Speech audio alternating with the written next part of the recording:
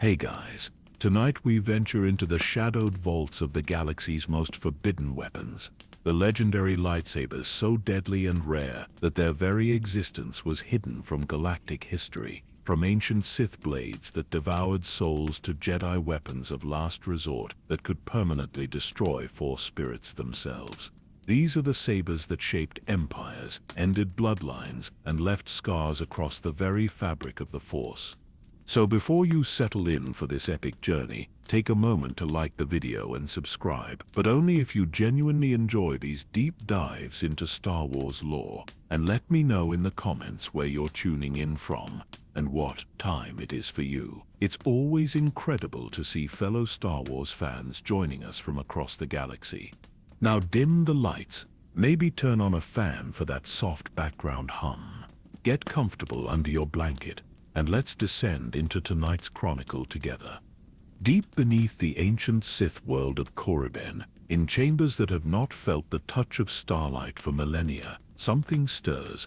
The Force itself seems to recoil from this place, as if the very atoms remember the weapons once forged in these crystalline depths. Here, where the boundary between legend and nightmare grows thin, lies the truth behind the galaxy's most terrifying lightsabers.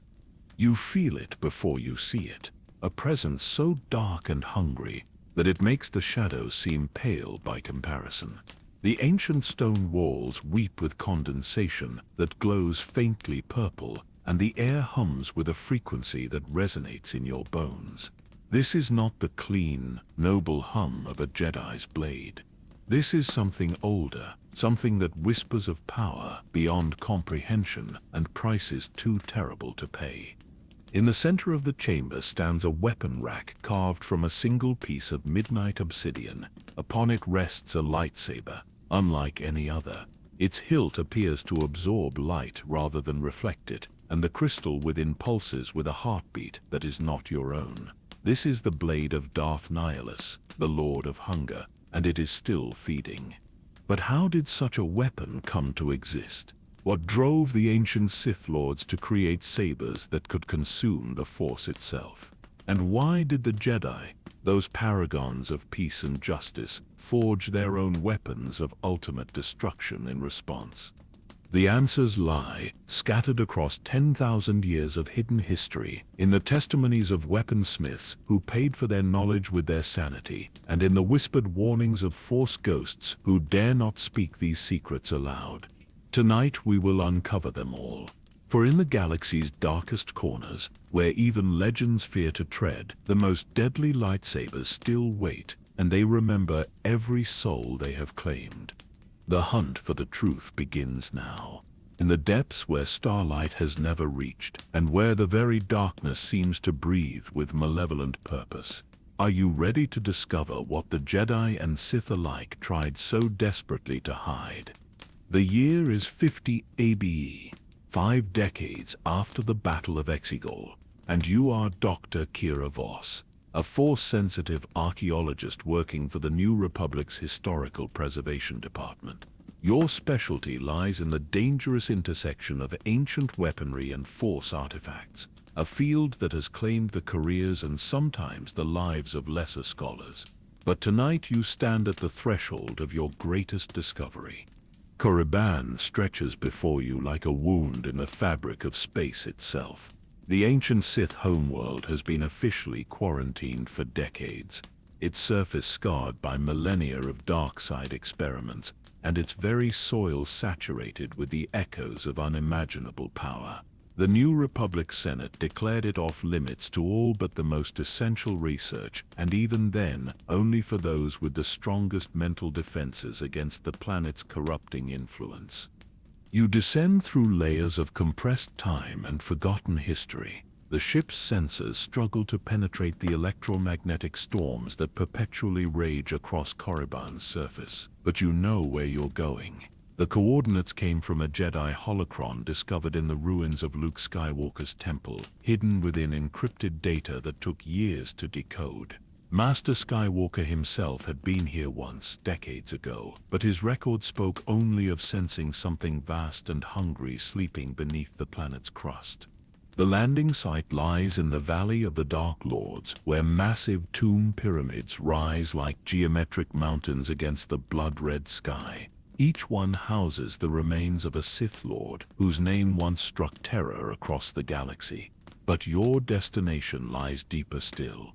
Ancient texts speak of the Crucible of Souls, a forged temple buried beneath the valley floor, where the most forbidden weapons in galactic history were born. Your companion on this journey is Professor Jorik Thane, keeper of the restricted archives on Coruscant.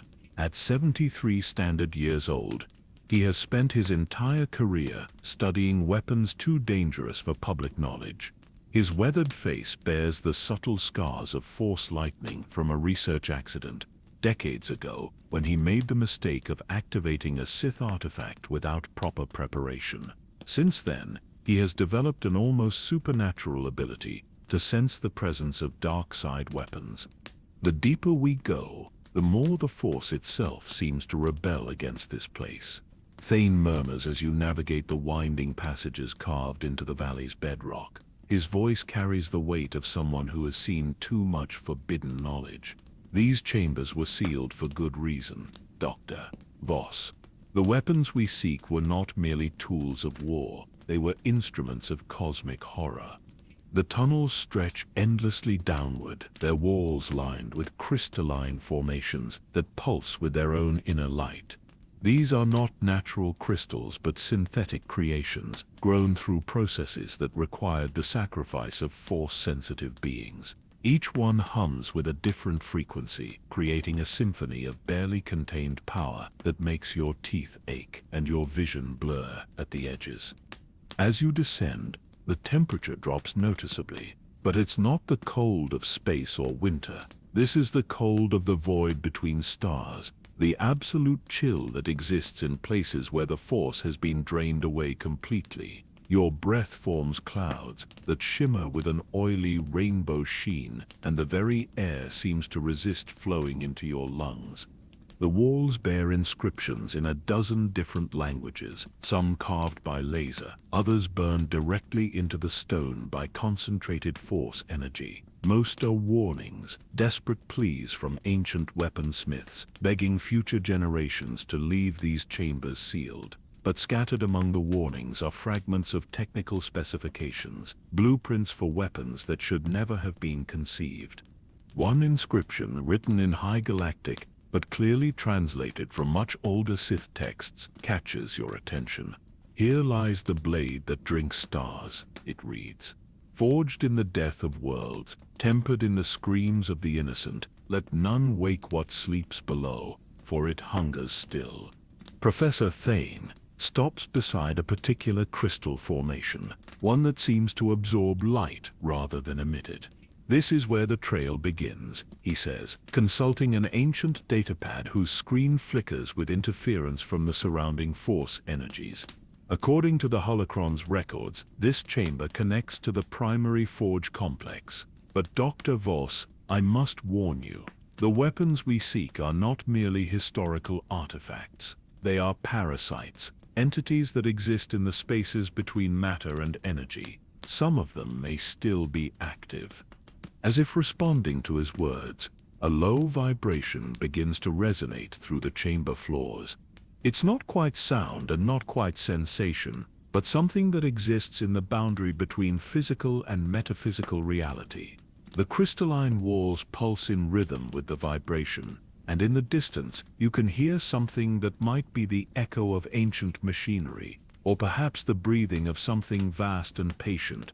The first weapon vault lies just ahead, and with it, the beginning of a journey that will reshape everything you thought you knew about the nature of power, the price of knowledge, and the thin line between salvation and damnation in a galaxy where the Force touches all things.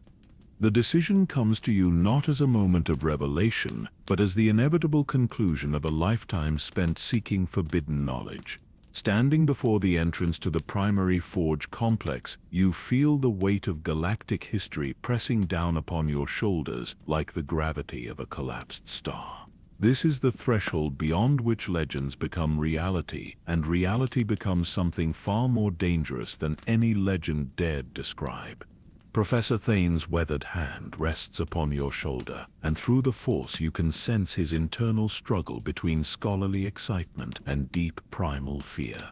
He has spent decades cataloging the galaxy's most dangerous artifacts from the safety of climate-controlled archives, but now he faces the prospect of encountering them in their native habitat, where they were born from pain and nurtured on suffering. "The crucible of souls," he whispers, his voice barely audible above the ambient hum of the crystalline chambers. "I never believed I would see it with my own eyes."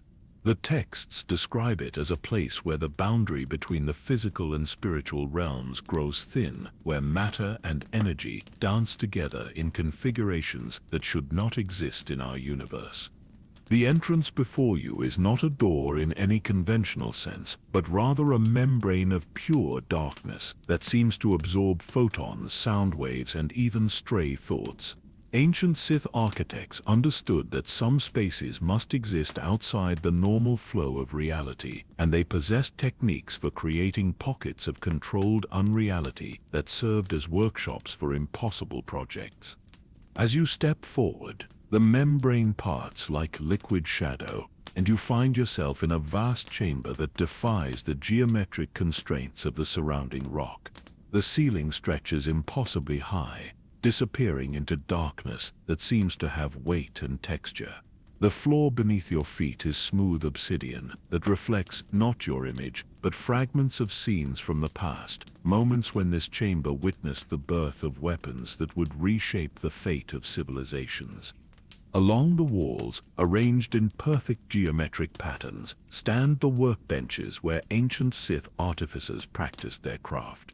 Each station is equipped with tools that hover in stasis fields, waiting for hands that have been dust for millennia.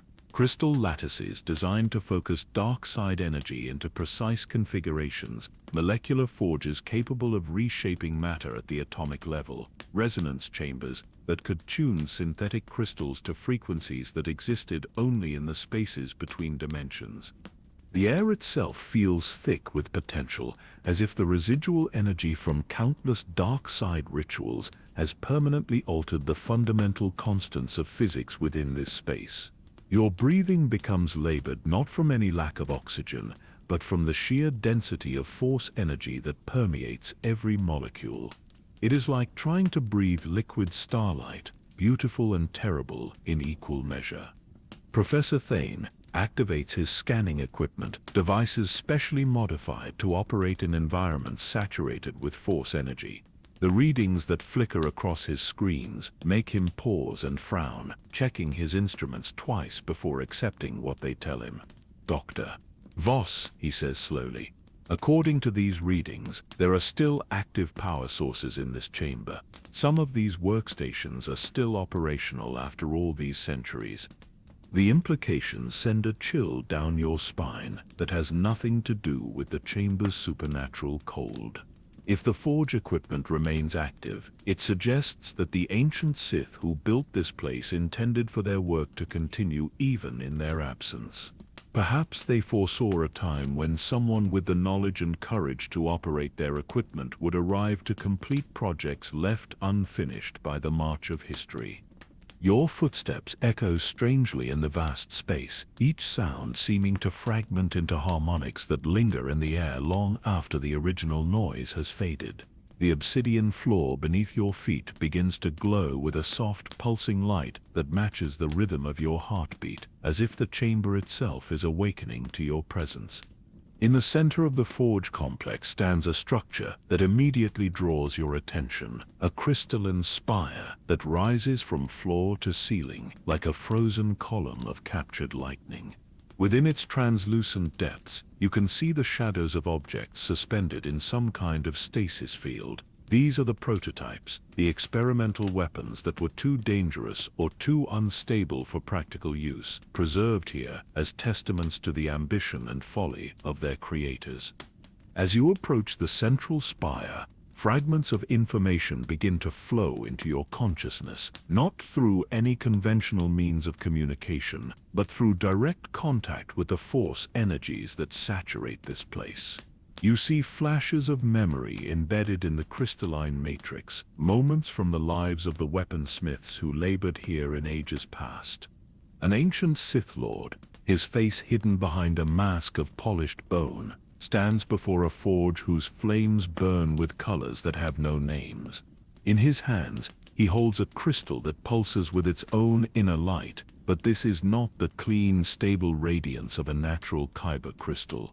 This synthetic creation writhes with dark energies, its surface crawling with patterns that hurt to look at directly. The vision shifts, and you see the same Sith Lord wielding a completed lightsaber, its blade a column of absolute darkness that seems to devour the light around it. But as he activates the weapon, something goes wrong. The blade begins to expand beyond his control, growing wider and longer until it threatens to consume not just the chamber, but the very reality in which it exists. In desperation, he deactivates the weapon and seals it away, but not before you glimpse the look of pure terror in his eyes. Another fragment shows a different scene, one that takes place in what appears to be a Jedi temple, though the architecture is unlike anything from the modern era. A group of Jedi Masters stands around a workbench, their faces grim with the weight of terrible necessity. They are creating weapons not for conquest but for defense, lightsabers designed to combat threats so dire that even the most pacifistic among them cannot argue against the need for such tools. The lead Jedi, an elderly woman whose face bears the scars of countless battles, holds up a crystal that blazes with pure white light. Unlike the Sith's synthetic crystals, this one seems to radiate peace and harmony, but there is something almost militant about its perfection, as if it has been purified beyond the point of natural occurrence.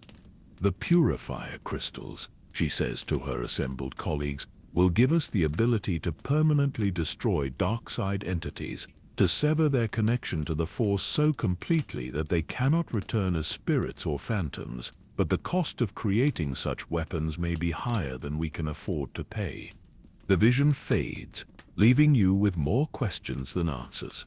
What threats could have driven the Jedi to create weapons of such absolute finality? What happened to these purifier crystals, and do any of them still exist? Most disturbing of all, why do you sense that the events shown in these visions are somehow connected to the present moment? As if the ancient conflicts between light and dark are about to resume with new players, but the same terrible stakes.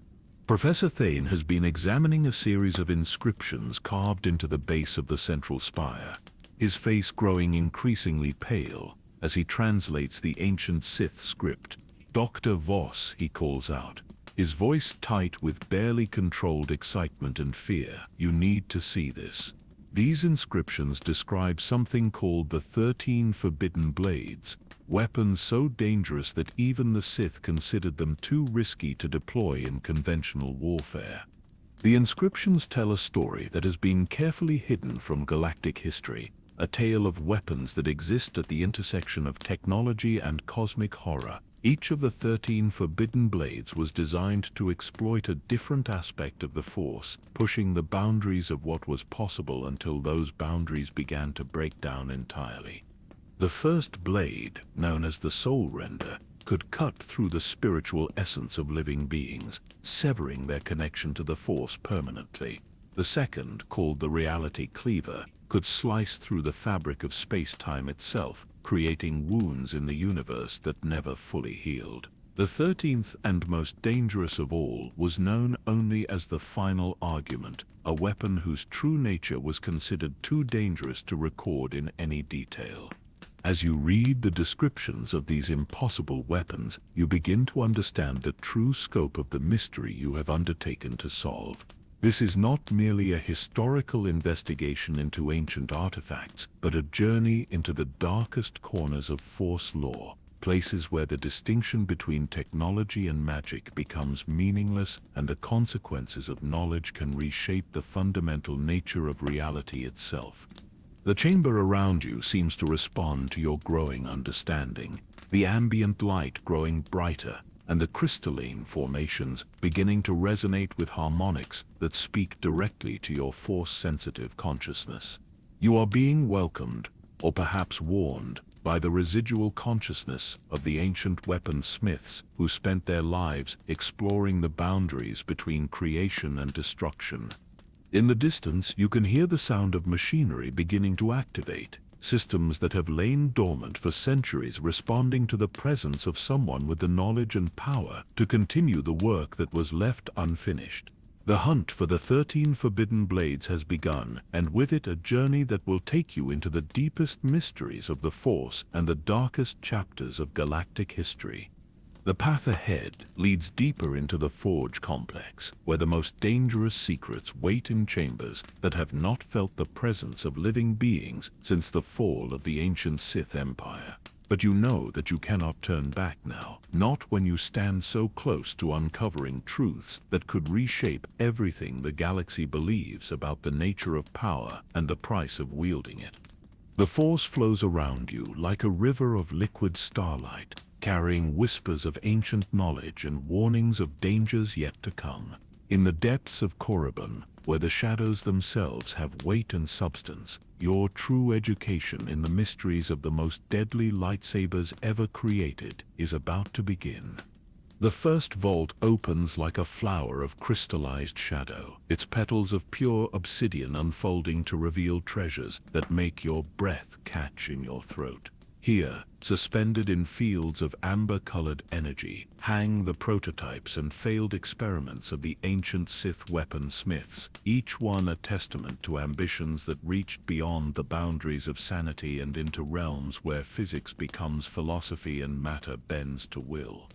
The chamber before you stretches into darkness that seems to have depth and texture, as if the absence of light has been given substance and weight. Along the walls, in alcoves carved from single pieces of midnight crystal, rest weapons that pulse with their own inner radiance. Some glow with the familiar crimson of bleeding kyber crystals, while others emit colors that have no names in any language, hues that exist only in the spaces between dimensions where the Force flows like an ocean of liquid possibility.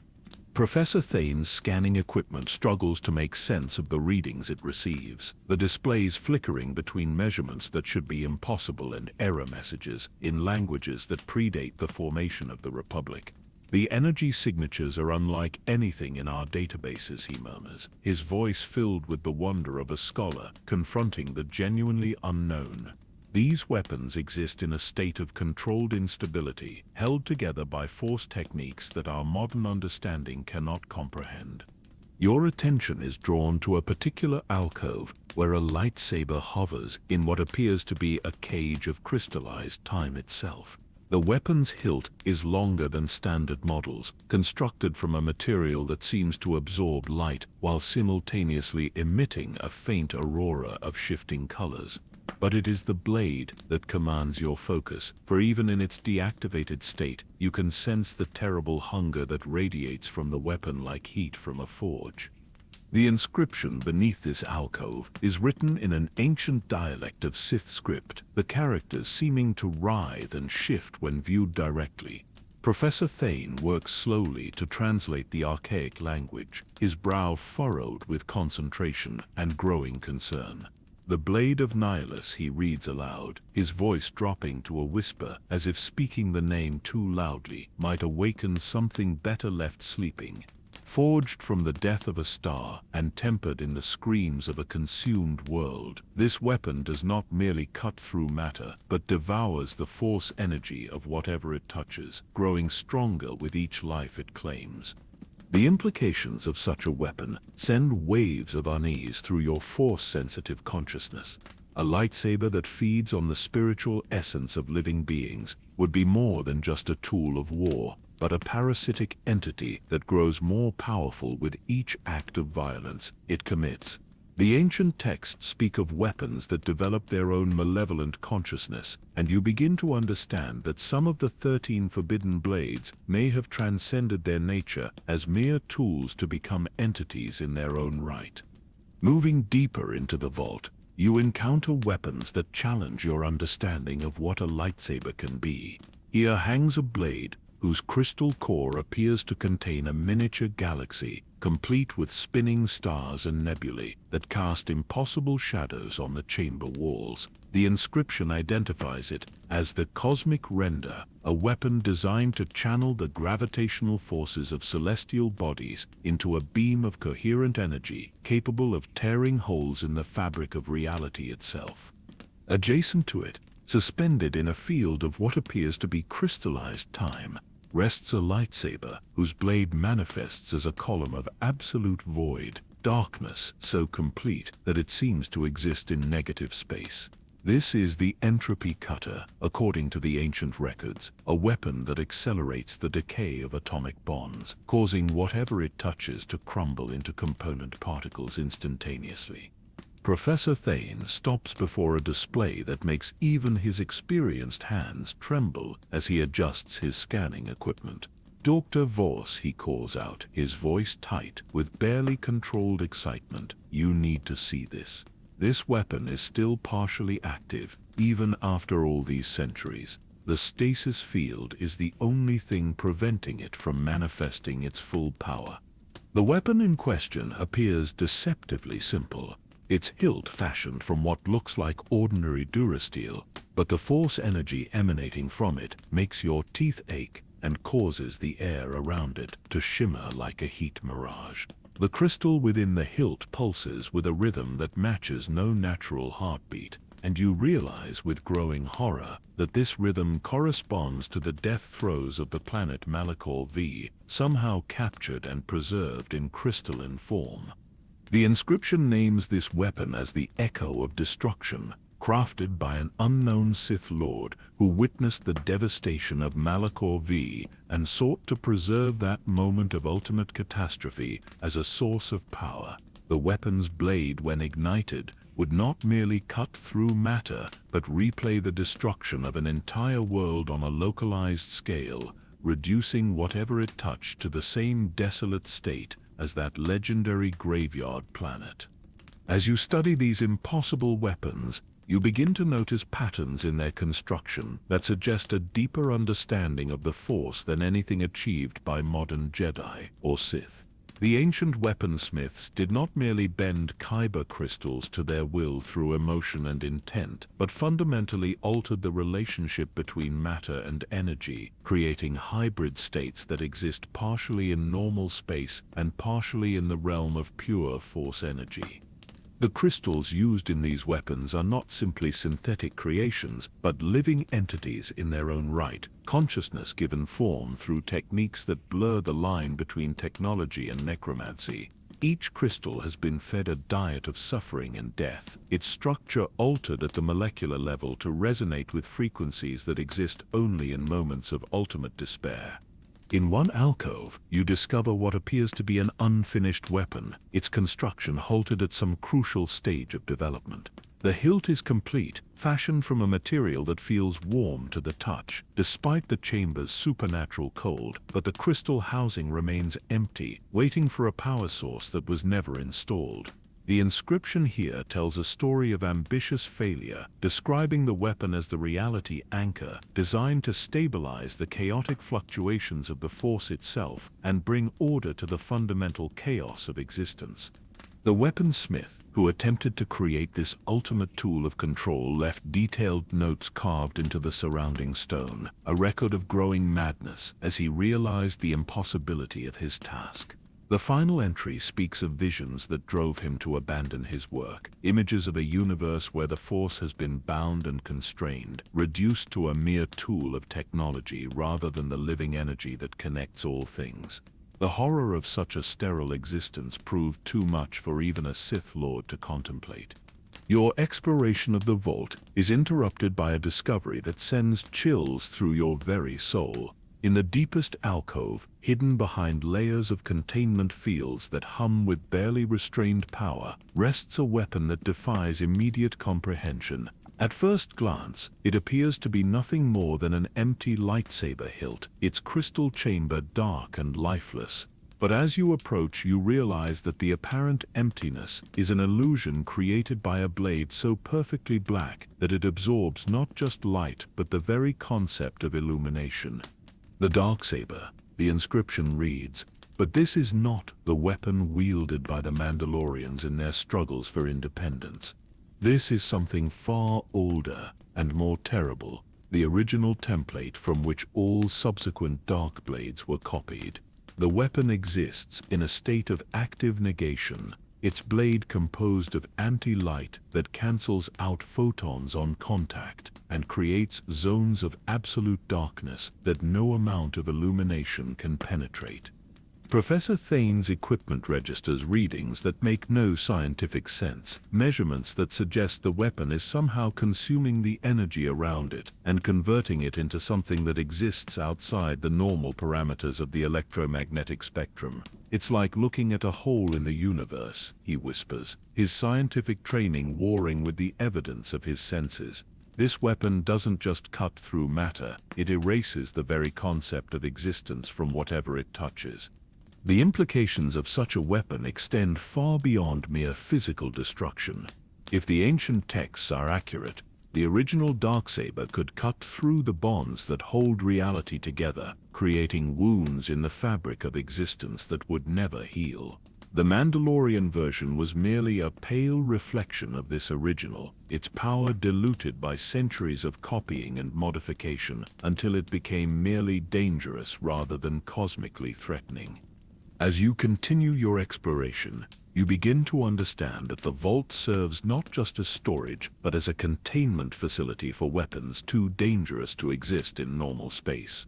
The stasis fields and containment protocols are not preservation measures, but prison systems designed to keep these impossible weapons from affecting the reality around them. Some of the more dangerous specimens are held in what appear to be pocket dimensions, spaces carved out of the normal flow of time and space where cause and effect operate according to different rules. The final alcove contains a weapon that makes you question everything you thought you knew about the nature of the Force itself. Here rests a lightsaber, whose crystal appears to contain a captured star, complete with solar flares and coronal mass ejections that play out in miniature within the confines of the blade's focusing chamber.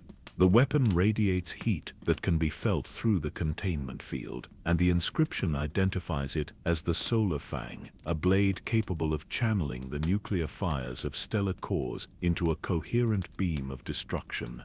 But it is not the weapon's obvious power that disturbs you most deeply. Rather, it is the growing realization that the star contained within the crystal is not merely a representation or simulation, but an actual stellar body, somehow compressed and imprisoned within the weapon's focusing array.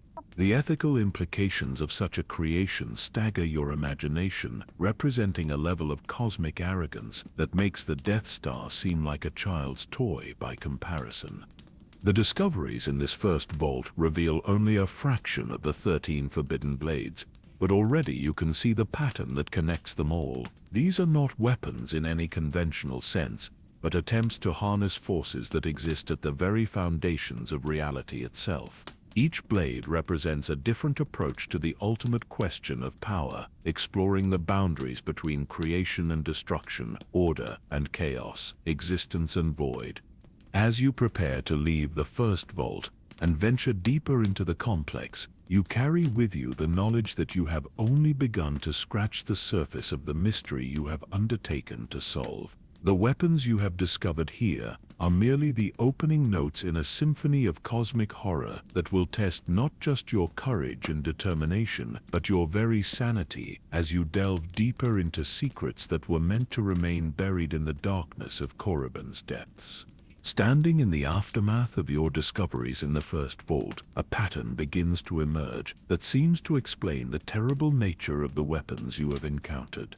The answer appears deceptively simple, almost elegant in its horrific logic. These weapons derive their impossible power from the synthetic crystals at their hearts, crystals that have been tortured and corrupted through processes that transform them from sources of harmony into engines of destruction. Professor Thane's analysis of the crystal matrices supports this initial conclusion. His instruments detect resonance patterns that speak of systematic abuse of natural kyber crystals subjected to dark side energies until their fundamental structure becomes something alien and wrong. The process the ancient Sith called bleeding was only the beginning, a crude first step toward transformations that pushed the crystals beyond corruption into realms of active malevolence. Look at these readings, Thane says, his voice carrying the satisfaction of a scholar who believes he has solved a fundamental puzzle.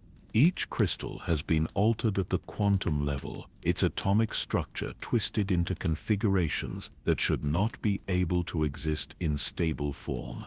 The dark side energy hasn't just corrupted them, but transformed them into something that exists partially outside our normal understanding of matter and energy. The evidence seems overwhelming. The blade of Nihilus derives its hunger from a crystal that has been fed on the life force of entire civilizations, its structure modified to crave and consume force energy like a living parasite. The cosmic render houses a crystal that has been infused with the gravitational resonance of collapsing stars, its matrix restructured to channel forces that normally exist only in the heart of black holes. Each weapon's impossible properties can be traced directly to the unnatural modifications made to its crystal core. This understanding brings with it a sense of relief that surprises you with its intensity. If the source of these weapons' power lies in their corrupted crystals, then the mystery has boundaries, limits that can be comprehended and perhaps even countered.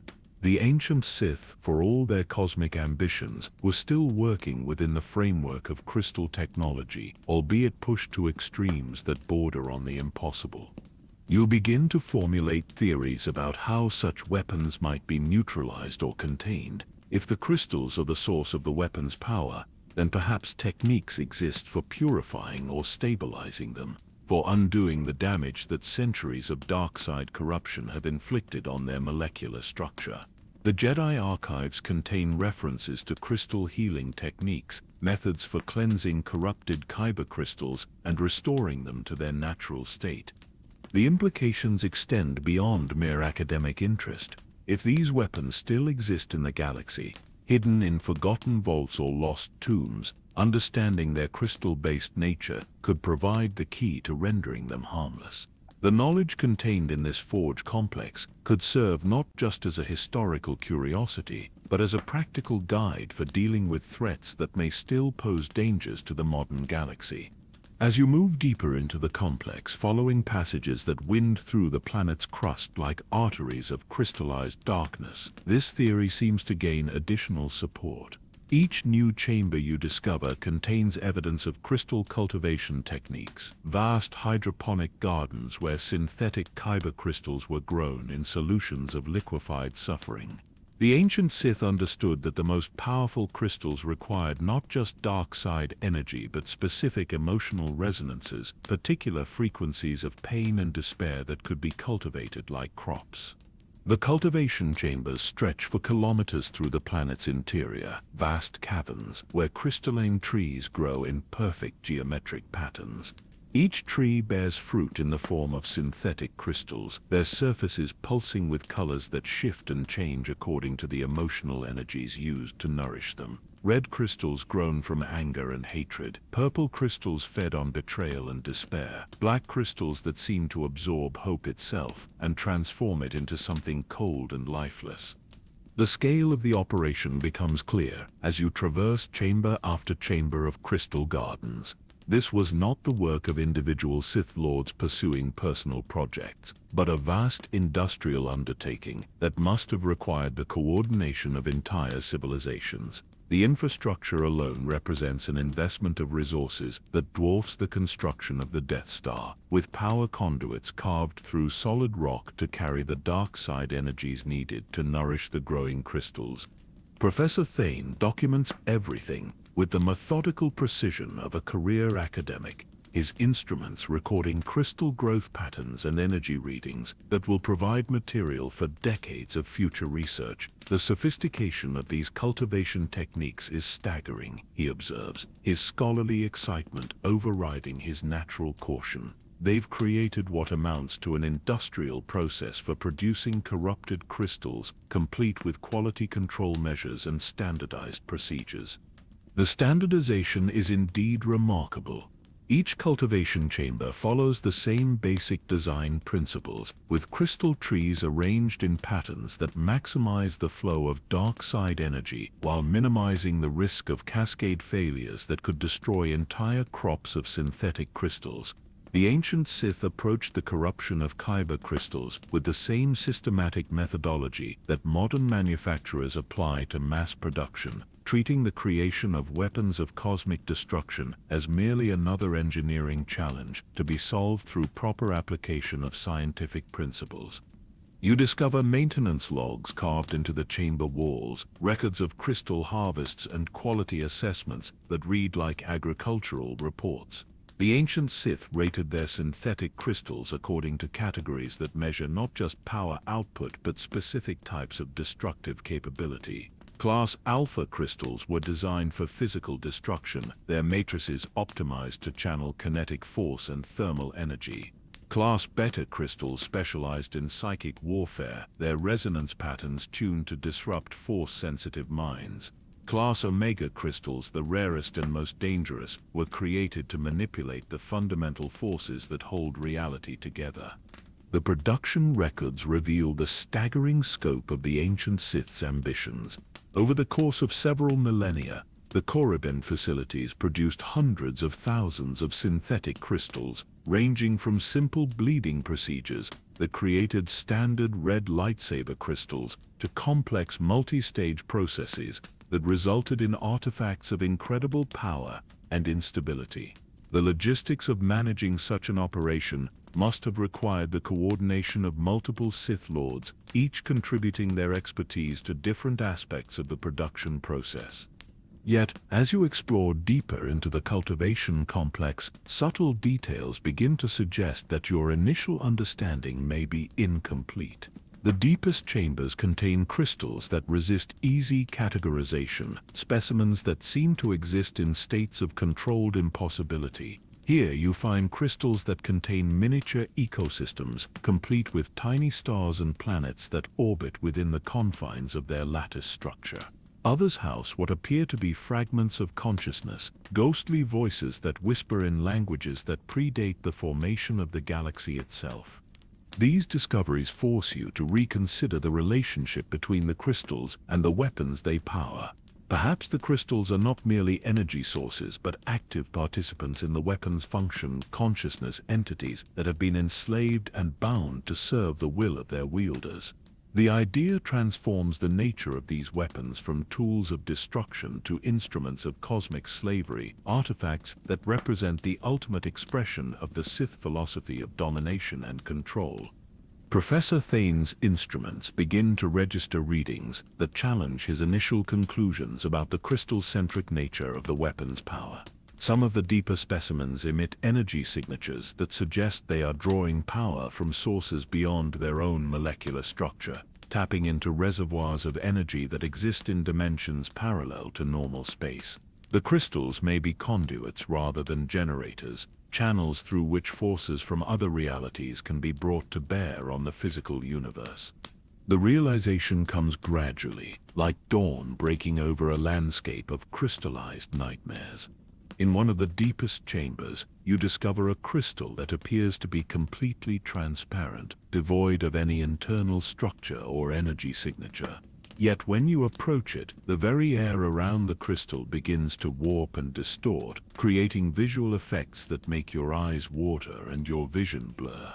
This crystal is not generating power, but creating a zone of altered physics where the normal rules of cause and effect operate according to different principles. The implications of this discovery send ripples of unease through your force-sensitive consciousness. If some of the crystals are manipulating reality itself rather than simply channeling energy, then the weapons that house them may be capable of effects that transcend physical destruction. A lightsaber powered by such a crystal could potentially rewrite the laws of physics in its immediate vicinity, creating zones where matter behaves according to the wielder's will rather than natural law. As you continue your exploration, you encounter evidence that suggests the ancient Sith understood the reality-altering properties of their most advanced crystals and developed specific techniques for containing and directing these effects. The chamber walls are covered with inscriptions that describe containment procedures and safety protocols, warnings about the dangers of allowing reality-altering crystals to operate without proper supervision. Some of the warnings speak of entire star systems where the fundamental constants of physics have been permanently altered by runaway crystal effects. The scale of the potential danger becomes clear as you discover chambers that have been sealed and abandoned, their contents deemed too dangerous for even the ancient Sith to handle. Through reinforced viewing ports, you can glimpse the interiors of these sealed spaces, where crystals continue to grow and evolve according to their own alien logic. Some chambers contain crystalline structures that seem to exist in multiple dimensions simultaneously, their forms shifting and changing as they extend through layers of reality that overlap but do not intersect. Professor Thane's equipment begins to malfunction as you approach the sealed chambers, the instruments unable to process readings that violate basic assumptions about the nature of measurement and observation. The energy signatures we're detecting shouldn't be possible, he mutters, repeatedly checking his instruments and running diagnostic routines that consistently return error messages. These crystals are generating effects that exist outside the electromagnetic spectrum, forces that don't interact with matter in any conventional sense. The growing realization that your initial understanding was incomplete brings with it a sense of unease that settles in your stomach like a cold stone. If the weapon's power stems not just from corrupted crystals, but from fundamental alterations to the nature of reality itself, then the implications extend far beyond the threat posed by individual artifacts. The ancient Sith may have created weapons capable of unmaking the universe itself, devices that could erase the distinction between existence and void. Yet even as doubt creeps into your mind about the completeness of your crystal-based theory, you find yourself clinging to it with the desperation of someone who needs to believe that cosmic horrors can be explained and understood. The alternative, that these weapons operate according to principles that transcend all conventional understanding, is too terrifying to contemplate. If the 13 forbidden blades represent technology that exists beyond the boundaries of science and magic alike, then perhaps some knowledge is too dangerous for any mind to contain. The final chamber in the cultivation complex contains a sight that shakes your faith in the crystal-centric explanation to its very foundations. Here, suspended in a stasis field that distorts the air around it like a heat mirage, floats a lightsaber hilt that appears to be constructed from crystallized time itself. The weapon's surface shifts and flows like liquid, but with movements that seem to occur in reverse chronological order, as if the hilt is simultaneously being constructed and destroyed in an endless loop that exists outside the normal flow of temporal causality. The inscription beneath this impossible artifact reads simply, "The first blade and the last, Alpha and Omega, united in eternal paradox." No crystal is visible within the weapon's structure, yet it radiates power that makes your force-sensitive consciousness recoil in instinctive terror. This weapon operates according to principles that have nothing to do with crystal technology and everything to do with the manipulation of time and causality themselves. Standing before this temporal impossibility, you realize that your neat theory about crystal corruption explains only the surface layer of a mystery that extends into depths you have not yet begun to fathom. The weapons you seek may derive some of their power from corrupted crystals, but their true danger lies in technologies and techniques that challenge the very foundations of reality itself. The hunt for the 13 forbidden blades has led you not to answers but to questions so profound that they threaten to shatter your understanding of what it means for something to exist at all. The passage beyond the cultivation chambers leads deeper into Korriban's crust, following veins of crystallized force energy that pulse with the rhythm of the planet's dark heart. Here, the boundaries between architecture and geology blur until it becomes impossible to distinguish between natural formations and artificial construction. The walls themselves seem to breathe with malevolent consciousness, their surfaces rippling with patterns that shift and change when observed directly. Professor Thane's instruments register readings that defy logical interpretation. Measurements that suggest the very nature of space and time begins to break down at these depths. The passage ahead stretches for kilometers through corridors that exist in multiple dimensions simultaneously, their geometry folding back on itself in ways that make conventional navigation impossible. You find yourself relying on the Force to guide your steps, following currents of energy that flow through the planet's core, like blood through the arteries of some vast sleeping beast. The first chamber you encounter in this deeper realm contains sights that challenge every assumption you hold about the nature of lightsaber construction. Here, in workshops carved from single crystals the size of buildings, ancient Sith artificers practice techniques that blur the line between technology and sorcery. The workbenches themselves are living entities, their surfaces shifting and adapting to accommodate whatever project demands their attention. Upon these impossible workstations rest the remains of experiments that pushed the boundaries of what a lightsaber could become. Here lies a weapon whose blade exists not in normal space but in the gaps between dimensions, visible only as a distortion in the air that reveals glimpses of realities that should not coexist. The hilt appears normal enough, constructed from what looks like polished bone, but when you reach out with Force senses to examine it more closely, you encounter a void so complete that it seems to drain meaning itself from the concepts that approach it. The inscription beside this dimensional blade speaks of its creator, a Sith Lord, known only as the Architect of Emptiness, who sought to create weapons that could cut through the barriers between parallel universes. The project was abandoned when test subjects began to disappear, not just from existence but from memory itself, their past and future erased so completely that the universe restructured itself to function as if they had never been born. Moving deeper into the workshop, you discover weapons that exist in states of temporal flux, their forms shifting between past and future configurations as they exist simultaneously across multiple points in history. One blade appears as a standard lightsaber when viewed from one angle but transforms into a weapon of incomprehensible complexity when observed from another perspective. The effect creates a sense of visual vertigo that makes your eyes water and your mind struggle to process contradictory information.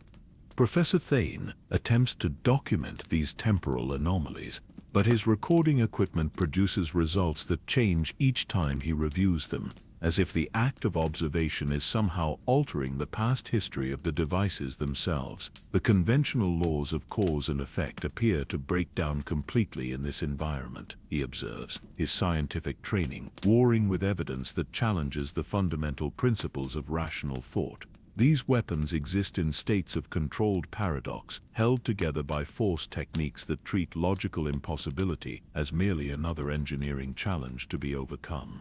The workshop extends through caverns that stretch beyond the range of your portable illumination, each chamber dedicated to a different aspect of impossible weapon design.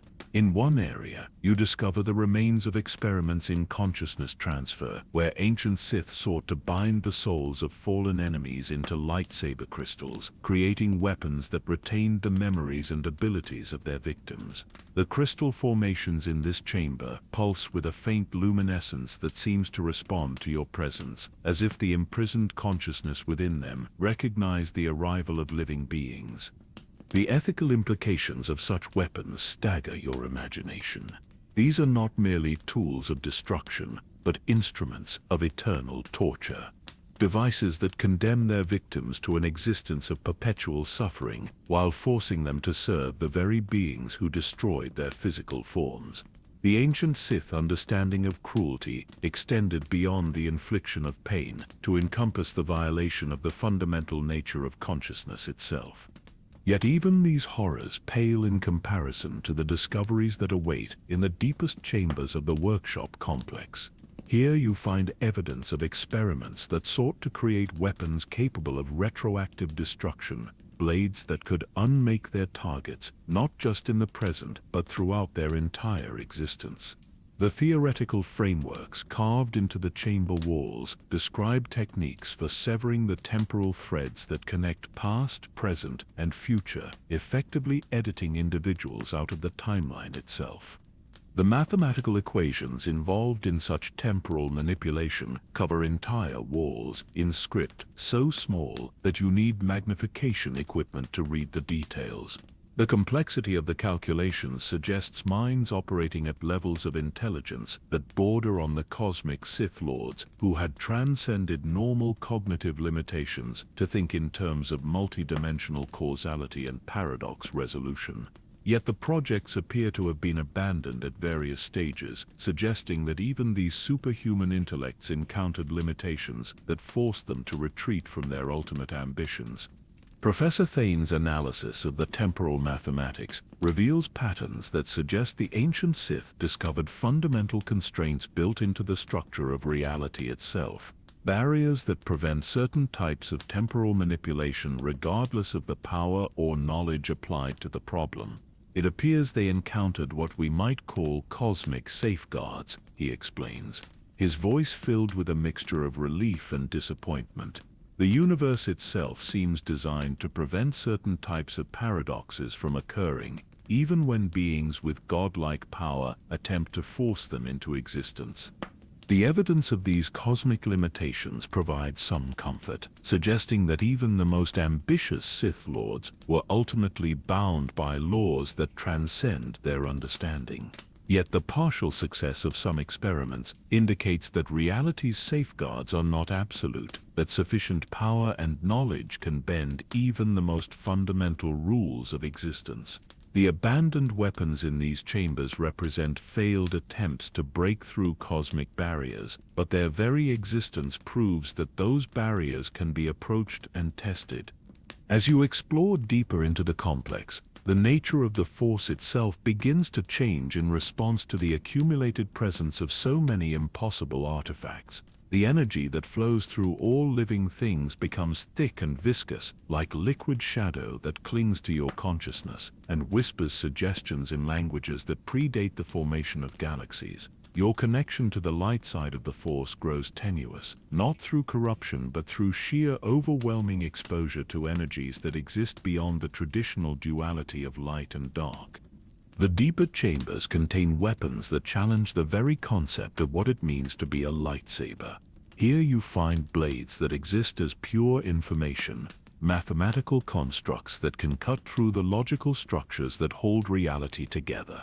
Others take the form of crystallized emotions, weapons that inflict damage not on the physical form but on the capacity to experience joy, hope, or love. The ancient Sith understanding of warfare extended beyond the destruction of bodies to encompass the systematic dismantling of everything that makes existence meaningful. In one chamber, you discover a weapon that appears to be constructed from crystallized time itself, its surface flowing like liquid mercury, but with movements that occur in reverse chronological order. The blade, when activated according to the instructions carved into the surrounding walls, does not cut through space but through duration itself, creating wounds in the timeline that heal incorrectly, leaving scars in causality that alter the past and reshape the future in subtle but permanent ways. The implications of such temporal weaponry extend far beyond individual combat to encompass the possibility of strategic warfare on a cosmic scale. A sufficiently skilled wielder could potentially use such blades to edit history itself, removing enemy civilizations not through conventional conquest, but by ensuring they never existed in the first place. The ancient Sith may have possessed the capability to wage war across multiple timelines simultaneously, fighting battles in the past to secure victories in the future. Yet for all their temporal sophistication, the ancient weaponsmiths appear to have encountered a mystery that eluded their understanding. In the deepest chamber of the complex, you discover a weapon that defies classification, not because of its complexity, but because of its apparent simplicity. The blade appears to be nothing more than a standard lightsaber, its construction following traditional patterns, and its crystal seemingly ordinary in every measurable way. But when you attempt to examine the weapon more closely, you encounter something that makes your force-sensitive consciousness recoil in instinctive terror. This simple blade radiates an aura of wrongness so profound that it seems to exist in active opposition to the concept of existence itself. The weapon does not corrupt or destroy, but rather negates, creating zones of pure impossibility where the universe itself seems to forget how to function. The inscription beside this ultimate weapon reads simply, "The final argument." When logic fails, when power proves insufficient, when even impossibility becomes possible, this blade remains. Not to cut, not to burn, not to destroy, but to simply make it so that the target never was, never could be, never will be. Use only when existence itself must be defended against that which exists beyond existence. Professor Thane's instruments fail completely when directed toward this weapon, their sensors returning null readings that suggest they are attempting to measure something that actively resists the act of observation. "I don't think this is a weapon in any conventional sense," he whispers, his voice filled with an awe that borders on religious terror. "This is something that exists at the intersection of philosophy and physics, a device that can impose logical conclusions on reality itself regardless of whether those conclusions make sense." The discovery of such an artifact forces you to confront the possibility that your quest to understand the 13 forbidden blades has led you beyond the realm of mere historical investigation into territories where knowledge itself becomes dangerous. If weapons exist that can negate the very concept of existence, then perhaps some mysteries are meant to remain unsolved, some secrets too profound for any mind to safely contain. Yet even as doubt and terror war within your consciousness, the scholar's instinct drives you forward toward chambers that lie even deeper in Korriban's heart. The force flows around you like a river of liquid starlight, carrying whispers of knowledge so ancient and terrible that the universe itself seems to shudder at their implications. In the depths where even darkness has weight and substance, the true nature of the 13 forbidden blades awaits revelation. The passages ahead lead toward chambers that exist at the boundary between reality and dream, where the ancient Sith weaponsmiths attempted to create tools capable of imposing their will, not just on the physical universe, but on the fundamental laws that govern existence itself. Here, in the deepest vaults of Korriban, lie secrets that could reshape the galaxy's understanding of what it means for something to be real, to exist, to matter in a cosmos where the only constant is the eternal struggle between order and chaos, creation and destruction, meaning and void. The exploration continues into depths where even the concept of depth loses coherence, following paths that wind through dimensions that have no names, and lead to destinations that exist outside the normal flow of cause and effect. In the heart of darkness, where the shadows themselves have learned to dream, the most dangerous knowledge in galactic history waits to be discovered by those brave or foolish enough to seek ultimate truth in a universe where truth itself may be nothing more than another weapon waiting to be wielded by those with the will to grasp it. The revelation comes not as a sudden flash of insight, but as a gradual dawn of understanding that illuminates the true scope of the ancient Sith's ambitions. In the deepest chambers of the Forge complex, where reality itself grows thin and malleable, you discover evidence that shatters every assumption you have held about the nature of the 13 forbidden blades and their place in galactic history. The chamber that holds this earth-shaking discovery appears unremarkable at first glance. its walls lined with what seemed to be ordinary data storage devices, crystalline matrices that pulse with the soft glow of preserved information. But as Professor Thane begins to access the archived records, patterns emerge that reveal a conspiracy spanning not centuries, but millennia, a plan so vast and complex that it dwarfs the ambitions of any single Sith Lord or even entire Sith empires. The first records date back to the earliest days of the Sith species, before their corruption by the exiled Dark Jedi, before the formation of the Sith Empire, even before the development of lightsaber technology itself. These ancient documents speak of visions received by the first Sith mystics, prophetic dreams that revealed the eventual arrival of beings from beyond the stars who would bring with them weapons of impossible power and unlimited potential. But these early prophecies describe not conquest or destruction, but a different kind of transformation entirely. The ancient Sith seers foresaw a time when the galaxy would face threats so profound that conventional warfare would prove utterly inadequate, when the very nature of existence itself would come under assault from forces that originated outside the known universe.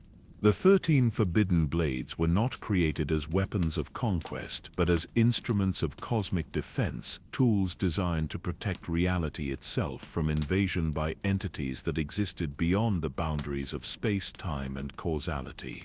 Professor Thane's translation of the ancient texts reveals details that make your blood run cold with their implications.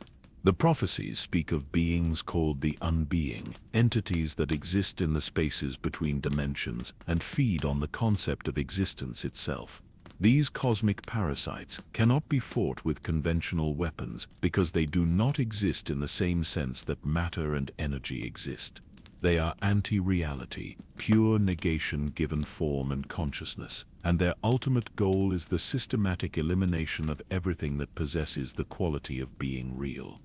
The ancient Sith understood that preparing for such a threat required weapons that operated according to principles beyond normal physics, tools that could engage with enemies that existed outside the conventional framework of reality. Each of the 13 forbidden blades was designed to counter a specific aspect of the unbeing threat, from weapons that could cut through dimensional barriers to blades that could impose the concept of existence on entities that actively resist such imposition. The Blade of Nihilus, which you encountered in the first vault, was not created to consume souls for the sake of power, but to serve as a countermeasure against beings that drain the life force from entire dimensions. By learning to hunger as the unbeing hunger, the weapon could potentially turn their own techniques against them, creating a kind of metaphysical immune response that could protect reality from their predations. Similarly, the reality-altering crystals you discovered in the cultivation chambers were not the products of Sith ambition, but necessary components for weapons that must be able to operate in environments where the normal laws of physics have been suspended or inverted. When facing enemies that can rewrite the fundamental constants of reality as a form of warfare, only weapons that exist partially outside those constants can hope to prove effective. The scope of the ancient Sith's preparations becomes clear as you delve deeper into the archived records. The Forge complex on Korriban was only one node in a galaxy-spanning network of weapon production facilities, each one specializing in different aspects of anti-unbeing warfare. On Ziost, weaponsmiths developed blades that could cut through the bonds that hold parallel dimensions together. On Dromund Kaasa, artificers created crystals that could store and channel the collective will of entire civilizations. On worlds whose names have been lost to history, Sith Lords sacrificed their own existence to power weapons that could impose meaning on zones of pure meaninglessness. The revelation that the ancient Sith were preparing for a cosmic threat rather than merely pursuing personal power transforms your understanding of their entire civilization. The cruelty and suffering that characterized Sith society were not expressions of sadistic pleasure, but necessary components of a vast ritual designed to immunize the galaxy against the influence of entities that feed on hope, joy, and the will to live. By systematically exposing themselves to the darkest aspects of existence, the Sith were building psychological defenses against beings whose very presence could drive entire species to voluntary extinction through despair. Professor Thane's face grows pale as he translates sections of the prophecies that describe the Unbeing's methods of conquest. These entities do not invade dimensions through conventional means, but rather corrupt them from within, introducing concepts that are antithetical to existence and allowing those concepts to spread like a virus through the logical structures that hold reality together. A single unbeing entity can destroy an entire universe not through force but by convincing that universe that it never existed in the first place. The ancient Sith prophecies describe the signs that would herald the arrival of the unbeing threat, and many of those signs correspond to events that have occurred in the galaxy's recent history. The unexplained disappearance of entire star systems, the emergence of force-sensitive individuals with abilities that seem to violate known principles of force manipulation, the discovery of ancient artifacts that appear to remember events that never happened. All of these phenomena may be early indicators that the cosmic threat the ancient Sith prepared for is finally beginning to manifest. But the most disturbing revelation comes from the final set of prophecies, records that describe what the ancient Sith seers saw when they attempted to peer into the distant future. These visions speak of a time when the galaxy's defenders would discover the 13 forbidden blades and face a terrible choice.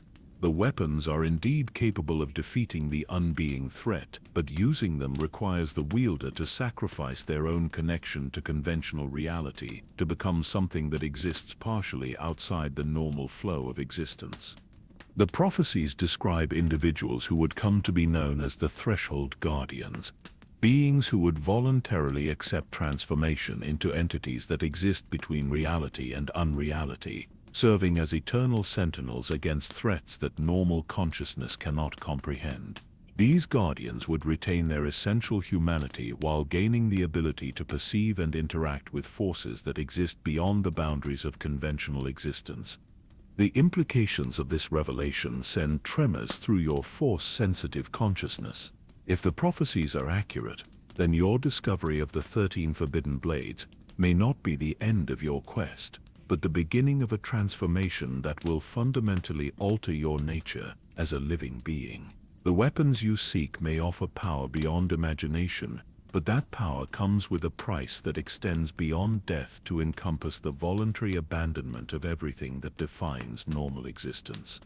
Professor Thane discovers additional records that provide technical details about the transformation process, descriptions of rituals that blur the line between advanced science and primal magic. The process involves more than simply wielding the forbidden weapons, but requires the integration of the wielder's consciousness with the anti-reality principles that govern the weapon's function. The individual must learn to think in terms of paradox and impossibility, to accept logical contradictions as fundamental truths, and to embrace states of being that exist outside the normal categories of alive and dead, real and unreal, self and other. The ancient texts warn that not all who attempt this transformation survive the process with their essential identity intact. Many become lost in the spaces between dimensions, their consciousness scattered across multiple realities until they exist everywhere and nowhere simultaneously. Others are consumed by the very weapons they sought to master, their souls becoming fuel for artifacts that require a constant supply of conscious energy to maintain their impossible existence. Yet the prophecies also speak of those who successfully complete the transformation, individuals who become something new and unprecedented in the galaxy's history. These threshold guardians gain the ability to perceive threats that exist outside normal space-time, to travel between dimensions at will, and to wield weapons that can impose order on chaos itself. They become the galaxy's first and last line of defense against forces that seek to unmake the very concept of existence. The weight of this knowledge settles on your shoulders like a mantle of cosmic responsibility. The choice that lies before you is not simply whether to seek out and claim the remaining forbidden blades, but whether to accept a destiny that will transform you into something beyond human comprehension. The ancient Sith seers saw this moment across the millennia, and their preparations have led inexorably to this point where knowledge becomes burden and understanding becomes transformation. As you contemplate the magnitude of the decision that awaits you, the Force itself seems to respond to your internal struggle. The energy that flows through all living things begins to fluctuate in patterns that mirror your emotional state, creating harmonics that resonate through the crystalline chambers and cause the ancient weapons to pulse with sympathetic vibrations. The boundary between your consciousness and the cosmic forces that surround you grows thin, offering glimpses of perspectives that exist beyond the limitations of individual awareness. In those moments of expanded perception, you catch fleeting visions of the threats that the ancient Sith foresaw, shadowy entities that move through the spaces between realities, like cosmic predators stalking prey that exists on scales beyond imagination. The unbeing are not merely powerful or dangerous, but represent something fundamentally antithetical to the concept of existence itself, and their approach toward this dimension creates ripples in the fabric of reality that sensitive individuals can detect if they know how to look. The revelation that the 13 forbidden blades represent not weapons of conquest, but tools of cosmic defense, transforms the entire nature of your quest. What began as a historical investigation into dangerous artifacts has become a journey toward a destiny that was written in the stars before your species evolved. The capacity for conscious thought. The ancient Sith, for all their reputation for evil and destruction, were preparing for a threat so profound that even their darkest imaginings pale in comparison to the reality of what approaches from beyond the edges of known space. The path ahead leads not just to the remaining weapon vaults, but toward a transformation that will reshape your understanding of what it means to exist in a universe where reality itself can come under assault from forces that exist outside the boundaries of possibility. The choice between power and humanity, between knowledge and innocence, between safety and transformation awaits in the depths of Korriban, where the shadows themselves have learned to dream of things that should not be. The passage that leads away from the revelation chamber descends through layers of crystallized time, each step taking you deeper not just into Korriban's physical depths, but into the very foundations of Force knowledge itself. Here, where the planet's core pulses with energies that predate the formation of stars, you discover chambers that were not built by Sith hands, but by beings whose understanding of the Force transcended the crude duality of light and dark that has defined galactic conflict for millennia. The architecture in these ancient halls follows principles that exist outside conventional geometry, with walls that curve through dimensions that have no names and corridors that connect spaces separated by impossible distances. The Force flows through these passages like liquid music, creating harmonies that resonate in frequencies your mind can barely comprehend. This is not the harsh, demanding energy of the dark side or the serene clarity of the light, but something far older and more fundamental, the primordial force from which all other expressions derive their meaning.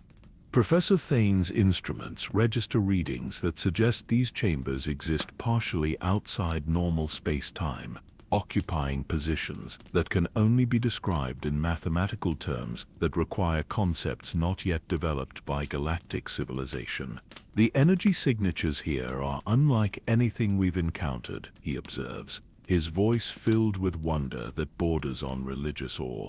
These spaces exist at the intersection of multiple realities, designed by beings who understood the Force as a multidimensional phenomenon, rather than a simple energy field.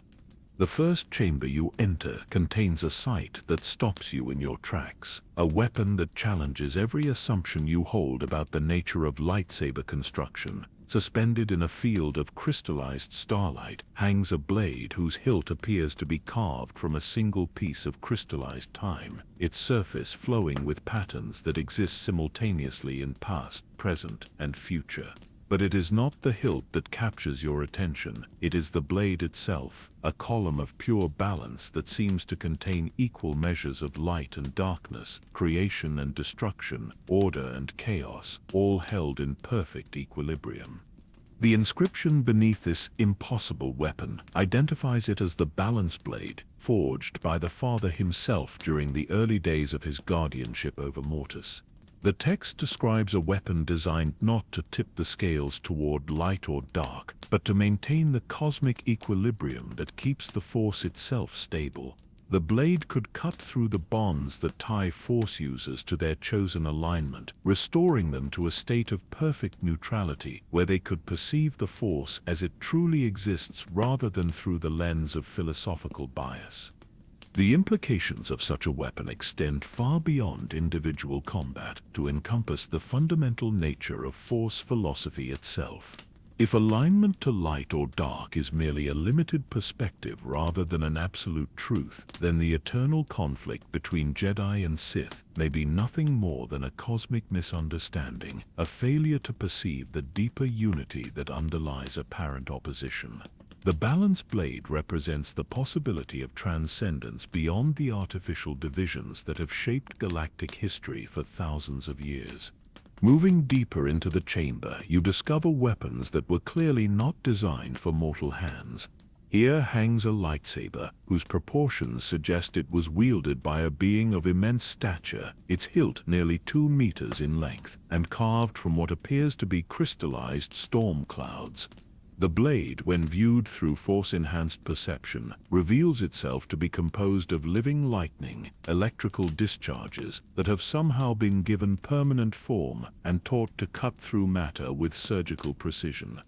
This is the Storm Saber, according to the ancient records, a weapon created by the Bendu during the early days of his exile from the Cosmic Order. The blade channels the chaotic energies of natural phenomena, drawing power from the electromagnetic storms that rage across gas giant atmospheres and the solar flares that erupt from stellar coronas. Unlike conventional lightsabers that impose order on plasma through crystal focus, the Storm Saber embraces chaos itself as a source of power, creating a weapon that grows stronger in environments of natural disorder and unpredictability. The technical specifications carved into the chamber walls describe construction techniques that blur the line between engineering and meteorology. The weapon's crystal core is not a single stone, but a complex arrangement of atmospheric crystals that can predict and channel weather patterns across entire star systems. The wielder gains not just a weapon but a tool for manipulating planetary climates, capable of summoning storms or calming atmospheric disturbances through focused intent. Yet, it is the philosophical implications of the Storm Saber that prove most profound. The weapon represents an approach to Force mastery that embraces unpredictability as a fundamental aspect of existence, rather than something to be controlled or overcome. The Bendu understood that the Force contains elements of pure randomness that cannot be predicted or manipulated, only accepted and channeled. The Storm Saber allows its wielder to become one with that cosmic uncertainty, gaining power by surrendering the illusion of control. In the chamber's deepest alcove, you discover a weapon that defies immediate classification, appearing to exist in multiple states simultaneously. The blade seems to be simultaneously ignited and extinguished, solid and ethereal, ancient and newly forged. Observation itself appears to affect the weapon's state, with its properties shifting based on the observer's expectations and preconceptions. This is quantum lightsaber technology that operates according to principles of uncertainty and observer effect. The inscription identifies this impossible artifact as the probability cutter, a weapon that exists in all possible states until the moment of use, when quantum collapse forces it to adopt a single configuration optimized for the specific situation at hand. The blade can be simultaneously cutting and healing, destroying and creating, depending on the wielder's intent and the universe's need for balance. The weapon represents the ultimate expression of adaptive technology, a tool that becomes whatever is most needed in any given moment. Professor Thane's analysis of the quantum mechanics involved in the probability cutter's operation reveals principles that stretch the boundaries of known physics to their breaking point. The weapon exists in a state of controlled superposition, he explains, his scientific training struggling to encompass concepts that challenge the fundamental nature of reality. It's not simply a lightsaber with variable properties, but a device that can access parallel versions of itself from alternate timelines, selecting the most appropriate variant for any given situation. The chamber extends into galleries that house weapons created by Force wielders whose names have been lost to history, but whose understanding of cosmic principles left artifacts that continue to function eons after their creators transcended physical existence. Here you find blades that channel the gravitational forces of black holes, weapons that can cut through the fabric of space-time itself to create temporary wormholes between distant points in the galaxy. One weapon appears to be constructed entirely from crystallized thought, its hilt and blade composed of pure mental energy, given physical form through techniques that exist at the intersection of psychology and quantum mechanics.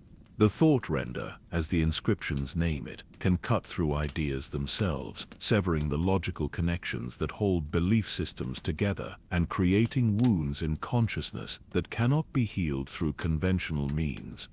The psychological warfare applications of such a weapon stagger the imagination. A skilled wielder could potentially dismantle entire philosophies with surgical precision, removing specific concepts from enemy minds while leaving the rest of their personality intact. The weapon could be used to excise hatred from the consciousness of dark side adepts, or eliminate fear from the minds of those paralyzed by cosmic terror. Yet the same blade could also be used to remove hope, love, or the will to exist, making it perhaps the most dangerous weapon ever conceived for its potential to reshape the fundamental nature of consciousness itself. As you explore deeper into the Force wielder archives, you begin to understand that these ancient beings approached weapon creation not as a means of gaining advantage in conflict, but as an extension of their role as cosmic guardians. Each weapon was designed to address specific types of threats that could endanger the stability of the Force itself, tools for maintaining the delicate balance that keeps the galaxy's spiritual ecosystem functioning. The weapons reveal a sophistication of Force understanding that dwarfs the achievements of both Jedi and Sith traditions. Where modern Force users see duality and conflict, the ancient Force wielders perceived unity and complementarity. Their weapons do not strengthen one aspect of the Force at the expense of another, but work to maintain the cosmic harmony that allows all aspects to coexist in productive tension.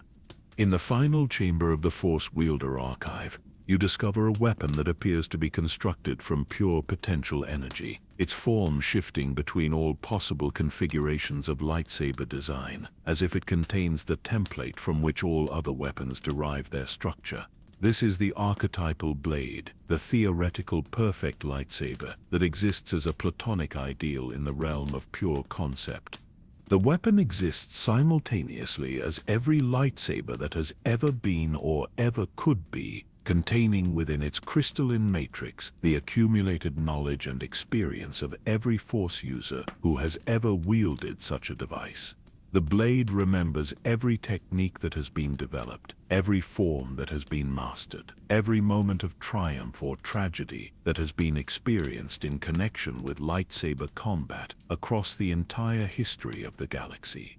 To wield such a weapon would be to inherit the collective experience of every Jedi and Sith who has ever lived.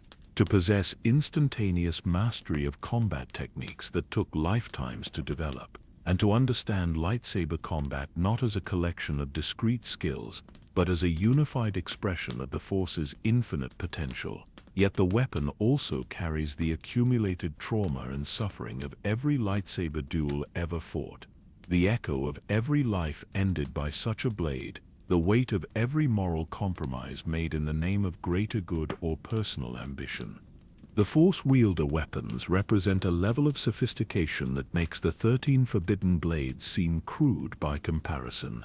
yet they were clearly created to complement rather than replace the anti-unbeing arsenal. Where the forbidden blades are designed to combat specific external threats, the Force wielder weapons serve to maintain the internal stability that allows reality to resist corruption from within. Together they form a complete defensive system designed to protect existence itself from threats that originate both beyond and within the boundaries of known reality. The discovery of these cosmic artifacts forces you to reconsider the scope of your mission. The quest to understand the 13 forbidden blades has revealed layers of cosmic preparation that suggest the ancient Force wielders and Sith Lords were working in coordination despite their apparent philosophical differences. The true threat facing the galaxy may be so profound that it requires the combined wisdom of every Force tradition that has ever existed, united in purpose despite their divergent approaches to power and understanding. As you prepare to leave the Force Wielder Archive and continue your descent into Korriban's deepest mysteries, you carry with you the knowledge that the weapons you seek are part of a larger tapestry of cosmic defense that spans millennia and encompasses the efforts of beings whose power and wisdom challenge the very concept of limitation. The path ahead leads towards secrets that will test not just your courage and determination, but your fundamental understanding of what it means to exist in a universe where the boundaries between possible and impossible are merely suggestions waiting to be transcended by those with sufficient will and wisdom to grasp the infinite potential that lies hidden within the Force itself. The chambers dedicated to the masters of double-bladed weapons exist in a realm where the concepts of balance and duality take on physical form, manifesting as architectural elements that challenge the eye and mind to comprehend structures that exist in perfect symmetry across multiple dimensions. Here, where the ancient weaponsmiths explored the philosophical implications of wielding blades that extend in opposite directions, you discover that the double-bladed lightsaber represents far more than a simple variation in weapon design, but rather a fundamental approach to understanding the Force itself as a phenomenon of opposing yet complementary energies. The first artifact you encounter defies immediate comprehension, appearing to be a standard double-bladed lightsaber, until you realize that the two blades exist in different temporal states, one extending into the past, while the other reaches toward the future. The weapon's central hilt serves as an anchor point in the present moment, allowing the wielder to engage enemies across multiple points in time simultaneously.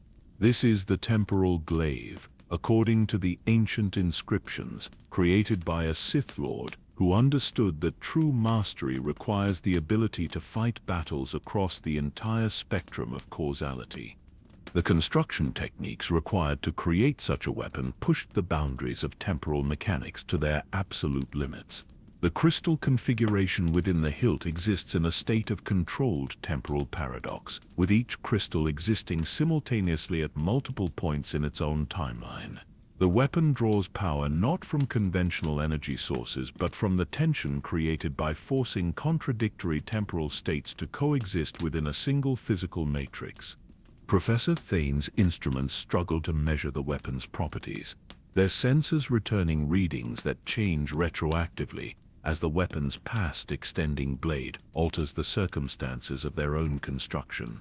The temporal feedback from this device is rewriting the history of our scanning equipment, he observes, his voice tight with the strain of trying to comprehend paradoxes that challenge the fundamental nature of linear time.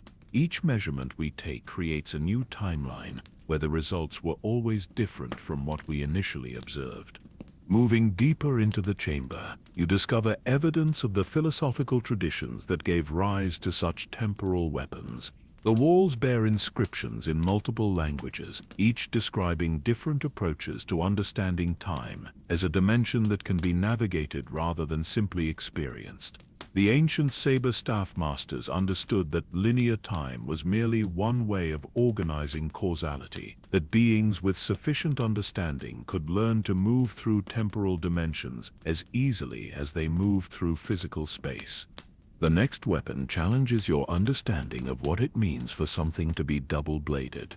At first glance, The artifact appears to possess only a single blade, but as you observe it more carefully, you begin to perceive additional blades that exist in parallel dimensions, each one slightly offset from normal reality. The dimensional splitter contains not 2 blades but dozens, each one existing in a different layer of reality, and allowing the wielder to strike enemies across multiple dimensions simultaneously.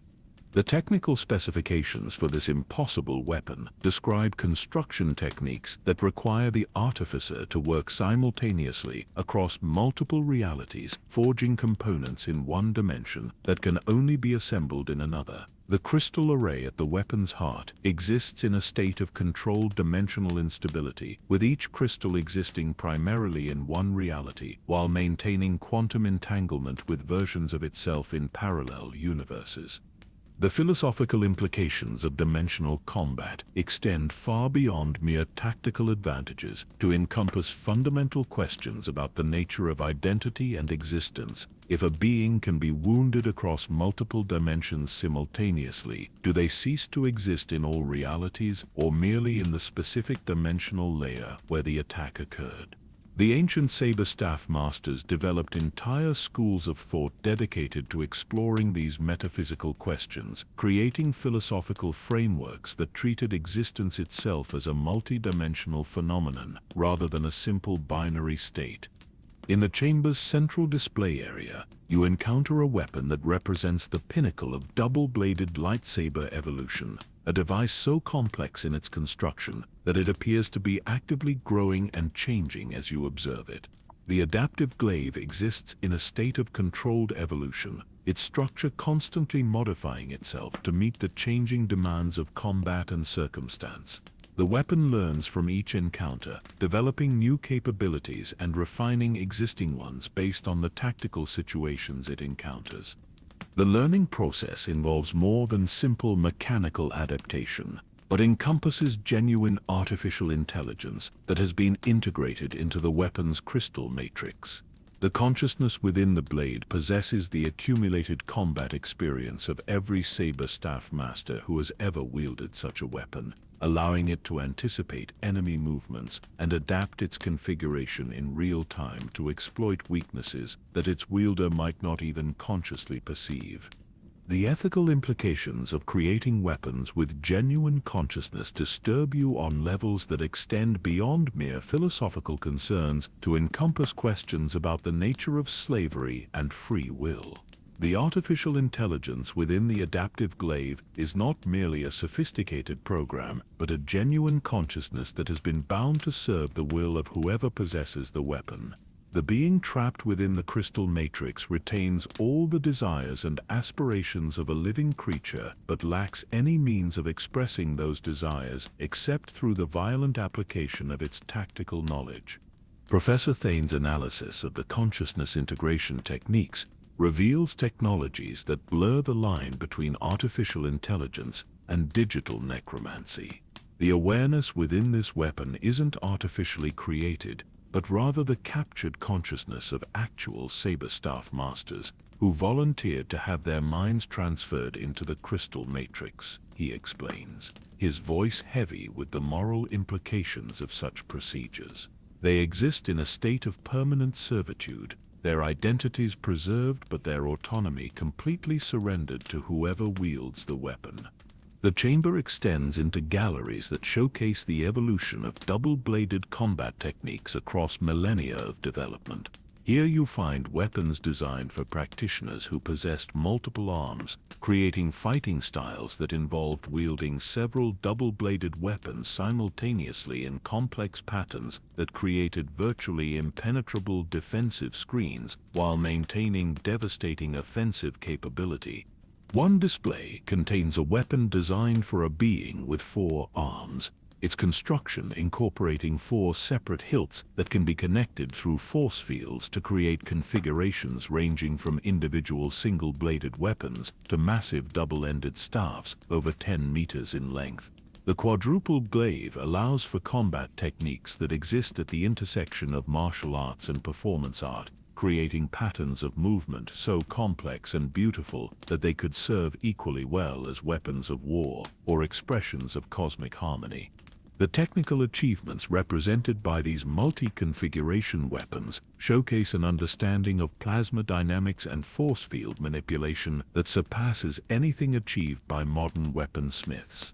The ability to create stable plasma blades that can be extended, retracted, connected, and separated at will requires precise control over electromagnetic fields operating at frequencies that exist at the quantum level of reality. Yet the most disturbing discoveries in the Saberstaff Master Archive relate not to the weapons themselves, but to the training techniques used to create practitioners capable of wielding such complex devices. The ancient masters understood that mastering double-bladed combat required more than physical skill, but demanded a fundamental restructuring of consciousness itself, a splitting of awareness that allowed the mind to process multiple streams of combat information simultaneously. The training records describe procedures that involve deliberately fragmenting the student's consciousness, creating multiple centers of awareness within a single mind that can operate independently while remaining coordinated through force-enhanced telepathic links. The resulting mental state allows the practitioner to simultaneously execute complex attack and defense sequences that would overwhelm a unified consciousness, but can be managed through parallel processing techniques that exist at the edge of psychological safety. Many students who underwent such training never fully recovered their unified sense of self, remaining permanently split into multiple personality fragments that could only achieve temporary coordination during combat situations. The psychological cost of mastering these techniques proved so severe that entire lineages of Saberstaff masters died out not through combat losses, but through the cumulative mental damage inflicted by their own training methods. In the deepest section of the archive, you discover weapons that challenge the very concept of what constitutes a double-bladed lightsaber. Here hangs a device that appears to be a single hilt from which extends not plasma blades, but tendrils of pure force energy that can extend and contract according to the wielder's will, while maintaining the cutting power of conventional lightsaber blades. The Force Whip represents the ultimate evolution of flexible weapon design, creating a tool that can engage multiple enemies simultaneously across vast distances while retaining the precision required for close-quarters combat. The weapon's construction required techniques that exist at the intersection of lightsaber technology and force manipulation, creating a device that serves as both weapon and force focus simultaneously.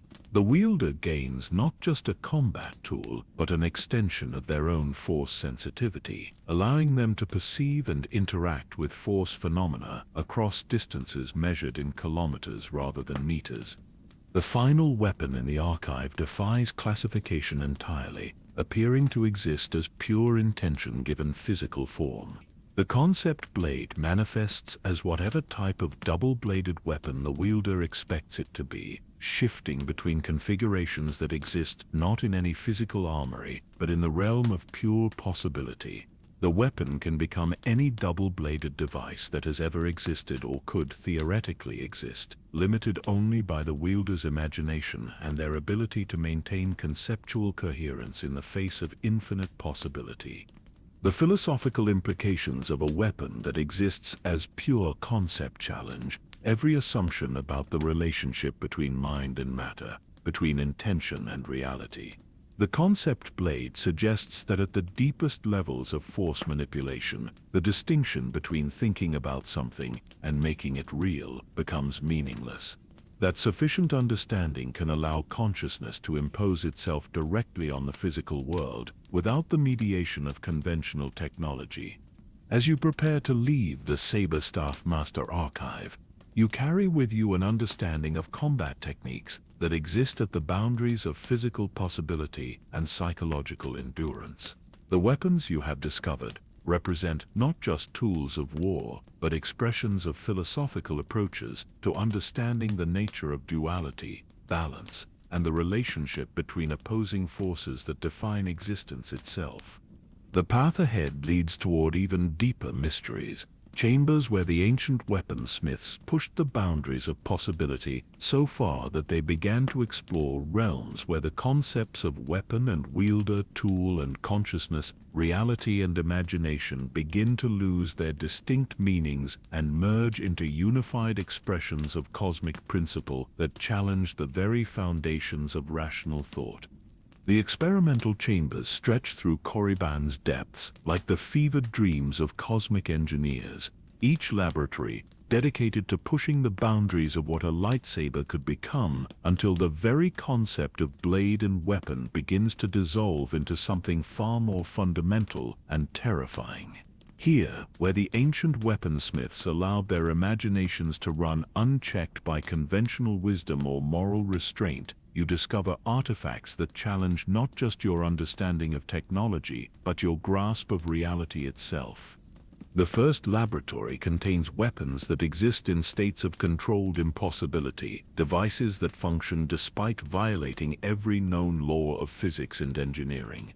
Suspended in fields of crystallized probability hangs a lightsaber whose blade appears to be constructed from liquid darkness, a substance that flows like mercury but cuts through matter with the precision of coherent plasma. The dark flow saber operates on principles that treat darkness not as the absence of light, but as a fundamental force in its own right, capable of being concentrated and weaponized through techniques that exist at the intersection of physics and philosophy. The construction notes carved into the surrounding walls describe processes that required the artificers to work in environments of absolute darkness, not merely the absence of illumination, but zones where the concept of light itself has been systematically removed from local reality. The weapon's crystal core exists in a state of permanent eclipse, drawing power from the potential energy that exists in the spaces between photons, the quantum foam that fills the apparently empty vacuum of space. Professor Thane's instruments struggle to measure the weapon's properties, their sensors returning null readings that suggest they are attempting to analyze something that actively resists the act of observation. The energy signatures are unlike anything in our theoretical models, he observes, his voice filled with the wonder of a scholar confronting genuinely alien principles. This weapon appears to channel forces that exist in the quantum substrate beneath normal reality, tapping into energy sources that conventional physics doesn't acknowledge as existing. Moving deeper into the laboratory complex, you encounter weapons that blur the line between solid matter and energy in ways that challenge fundamental assumptions about the nature of physical existence. Here hangs a lightsaber whose blade manifests as a column of crystallized time, solid temporal energy that can cut through the causal bonds that hold past, present, and future in their proper sequence. The Kranos cutter allows its wielder to sever the temporal connections that link cause to effect, creating wounds in the timeline that heal incorrectly and leave permanent scars in the flow of history.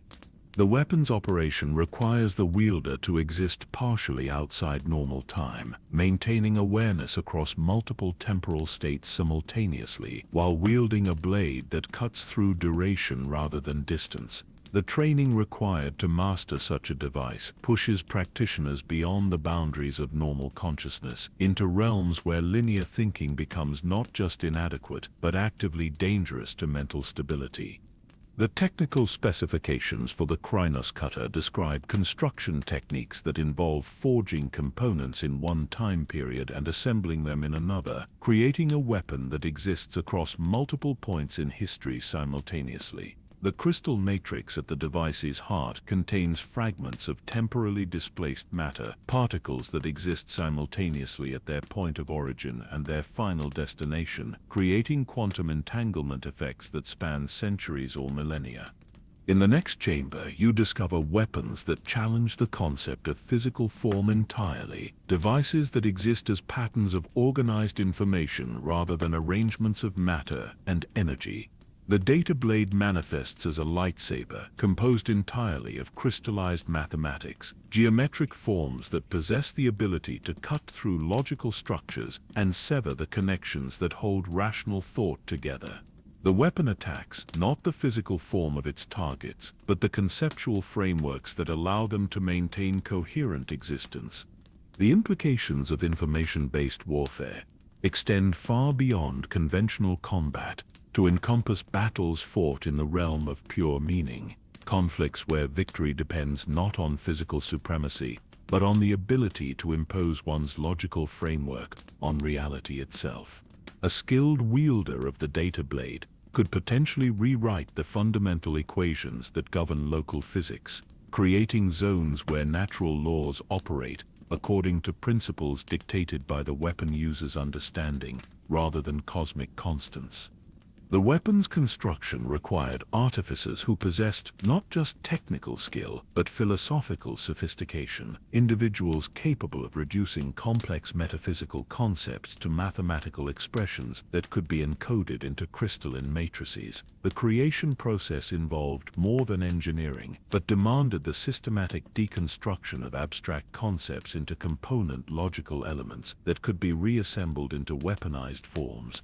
Professor Thane's analysis of the mathematical structures embedded in the data blade reveals patterns that extend beyond conventional geometry into realms of pure abstraction, where numbers take on properties normally associated with living consciousness.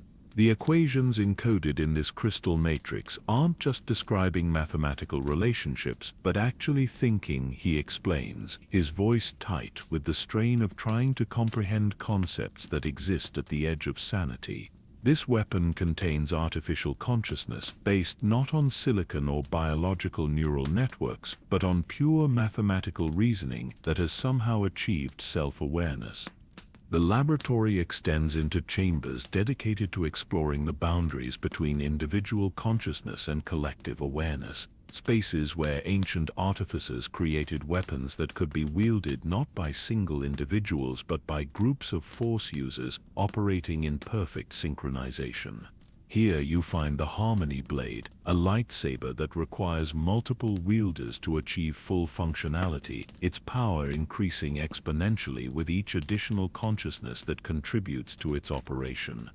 The weapon exists in a state of quantum superposition until the moment when multiple minds achieve perfect synchronization, at which point the blade manifests as a coherent plasma field shaped by the collective will of its wielders. The construction incorporates neural interface technology that creates direct telepathic links between all participants, allowing them to share not just thoughts and intentions, but actual sensory experiences and emotional states. The philosophical implications of group-wielded weapons raise profound questions about the nature of individual identity and personal responsibility. When multiple consciousness merge to control a single weapon, who bears moral responsibility for its actions? The ancient texts describe ethical frameworks developed by weapon masters who understood that collective wielding could lead to diffusion of accountability, creating situations where terrible acts could be committed without any individual bearing full responsibility for the consequences. Yet the same technology that enables collective weapon wielding also offers possibilities for achieving levels of force mastery that exceed anything possible through individual effort alone. The Harmony Blade allows its wielders to pool their force sensitivity, creating effects that result from the multiplication rather than simple addition of their individual capabilities. A group of moderately skilled force users wielding such a weapon could potentially achieve feats that would challenge the greatest individual masters in galactic history. In the deepest section of the laboratory, you encounter weapons that exist at the intersection of technology and pure artistic expression, devices created not for practical combat application, but as explorations of aesthetic possibility, pushed to extremes that transcend conventional concepts of beauty and functionality. The Symphony Blade generates not just a cutting edge, but complex musical harmonies that can influence the emotional states of everyone within its operational range, creating weapons that wage psychological warfare through the systematic manipulation of mood and perception. The weapon's construction incorporates crystalline resonators tuned to frequencies that directly affect the neurochemical balance of force-sensitive minds, allowing the wielder to induce specific emotional states in both allies and enemies through the careful modulation of harmonic patterns. A skilled practitioner can use the blade to inspire courage in friendly forces while simultaneously filling enemies with despair, fear, or confusion. The aesthetic sophistication of the symphony blade extends beyond mere practical application to encompass genuine artistic achievement, creating weapons that serve simultaneously as instruments of war and expressions of cosmic beauty. The harmonics generated by the blade's operation create music that exists at the intersection of mathematics and emotion, patterns of sound that reveal hidden relationships between the structure of reality and the nature of consciousness itself. The final laboratory contains weapons that challenge every assumption about the relationship between creator and creation, devices that exist in states of controlled evolution where they continuously modify their own structure in response to changing circumstances. The evolution saber begins its existence as a relatively simple weapon but gradually develops increasing complexity through exposure to combat situations, learning from each encounter and incorporating new capabilities based on the tactical challenges it faces.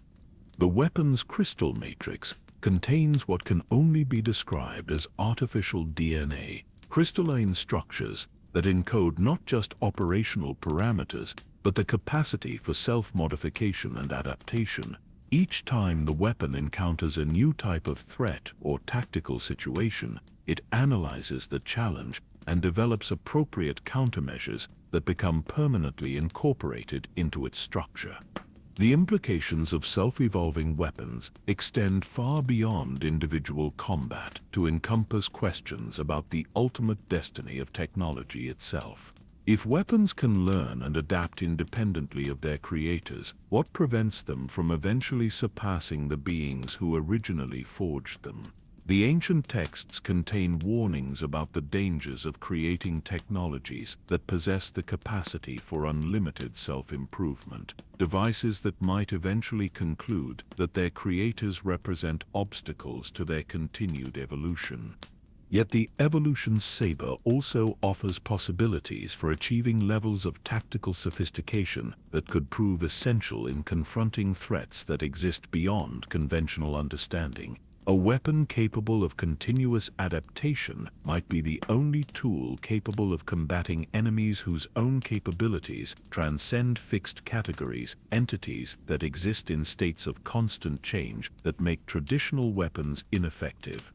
As you explore the final chambers of the experimental complex, you begin to understand that these unique modifications and experiments represent more than mere technological curiosities, but constitute a systematic exploration of the fundamental principles that govern the relationship between consciousness, technology, and reality itself. Each weapon pushes against different aspects of conventional understanding, testing the boundaries of what is possible when imagination is unconstrained by practical limitations or moral considerations.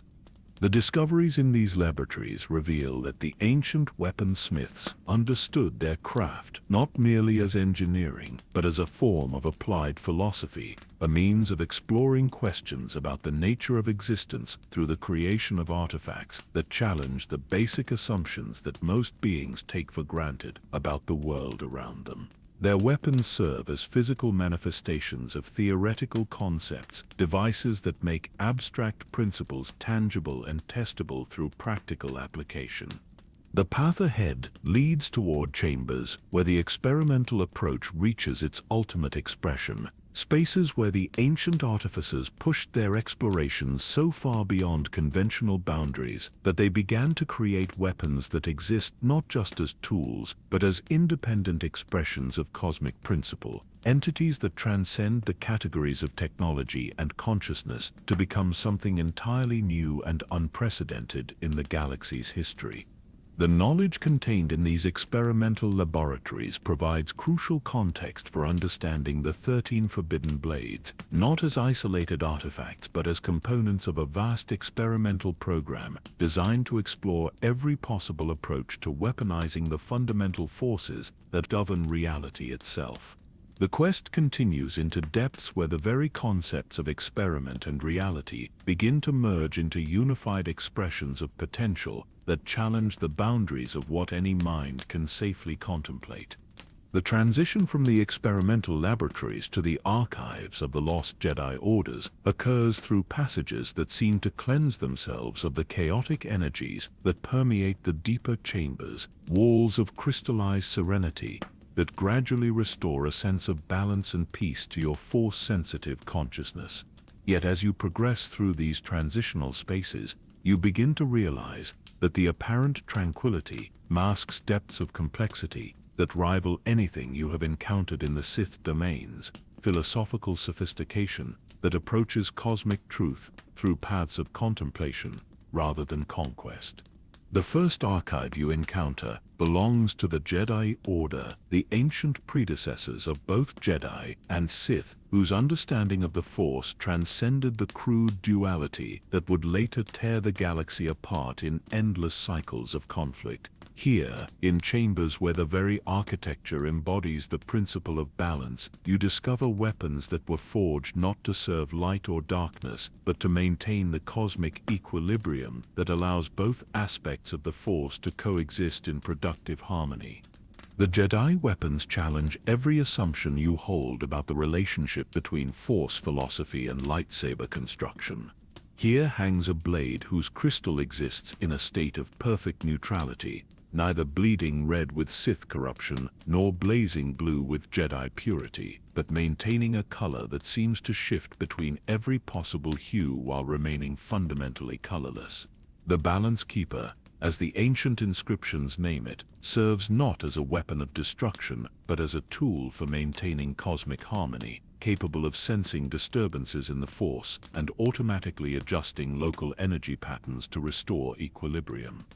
The weapon's construction incorporates principles that treat the Force not as a power to be wielded, but as a living ecosystem that requires careful stewardship to maintain its health and vitality. The crystal matrix contains sensors that can detect the slightest imbalance in Force energies across vast distances, while the blade itself can channel corrective influences that restore natural harmony without imposing the wielder's will on the cosmic order.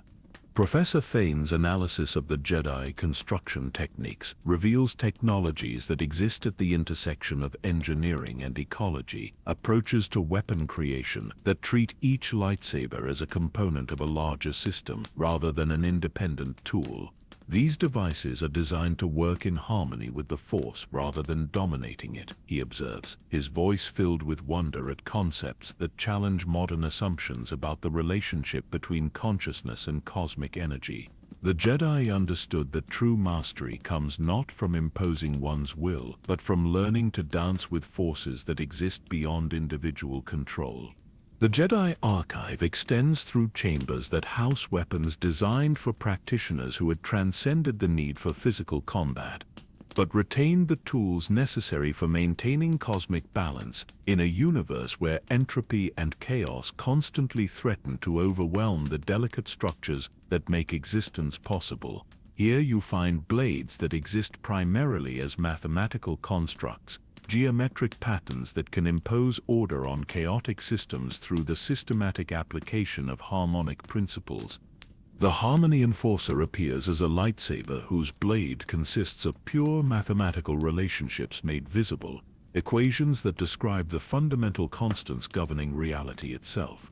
The weapon can detect violations of cosmic law and restore proper functioning to systems that have been corrupted by forces that seek to impose artificial order or manufactured chaos on the natural flow of existence. The blade cuts not through matter, but through the logical inconsistencies that allow corruption to take root in the fabric of reality. Moving deeper into the Jedi complex, you discover evidence of philosophical traditions that approached Force mastery through scientific methodology rather than mystical contemplation. The Jedi understood that the Force operates according to principles that can be studied, understood, and worked with through systematic observation and experimentation. Their weapons represent the culmination of millennia of research into the fundamental nature of cosmic energy and its relationship to consciousness. The next archive belongs to the Ordu Aspectu, the controversial Jedi sect that sought to achieve immortality through the systematic manipulation of Force energies. Here, in chambers where the walls themselves pulse with preserved life force, you encounter weapons that blur the line between technology and biology, devices that exist as living entities rather than mechanical constructs. The Eternal Blade appears to be constructed from crystallized life force itself, its structure composed of force energy that has been given permanent form through techniques that exist at the boundary between healing and necromancy. The weapon possesses its own consciousness, a artificial life form that exists in perfect symbiosis with its wielder, sharing not just thoughts and emotions but actual cellular processes and biological functions. The symbiotic relationship between weapon and wielder transcends mere tool use to encompass genuine partnership between two distinct forms of consciousness. The Eternal Blade can perceive threats that exist beyond normal sensory range, detecting dangers that threaten not just physical existence, but spiritual integrity and force connection. In return, the wielder provides the weapon with experiences and perspectives that enrich its understanding of existence and expand its capacity for growth and development. The construction techniques required to create living weapons push the Ordu Aspectu into territories that challenge their fundamental beliefs about the nature of life and death. The process involves not just the manipulation of force energy, but the creation of genuine consciousness through methods that blur the line between birth and manufacturing. Each weapon possesses its own unique personality, desires, and fears, making the relationship between artificer and creation more akin to parenthood than craftsmanship. Professor Thane's examination of the Ordu Aspectu biotechnology reveals principles that challenge contemporary understanding of what constitutes life and consciousness. These weapons aren't just alive in a metaphorical sense but possess genuine biological processes, he explains, his voice tight with the implications of discoveries that challenge fundamental categories of existence. They metabolize force energy, exhibit growth patterns, and demonstrate learning behaviors that suggest genuine self-awareness rather than sophisticated programming.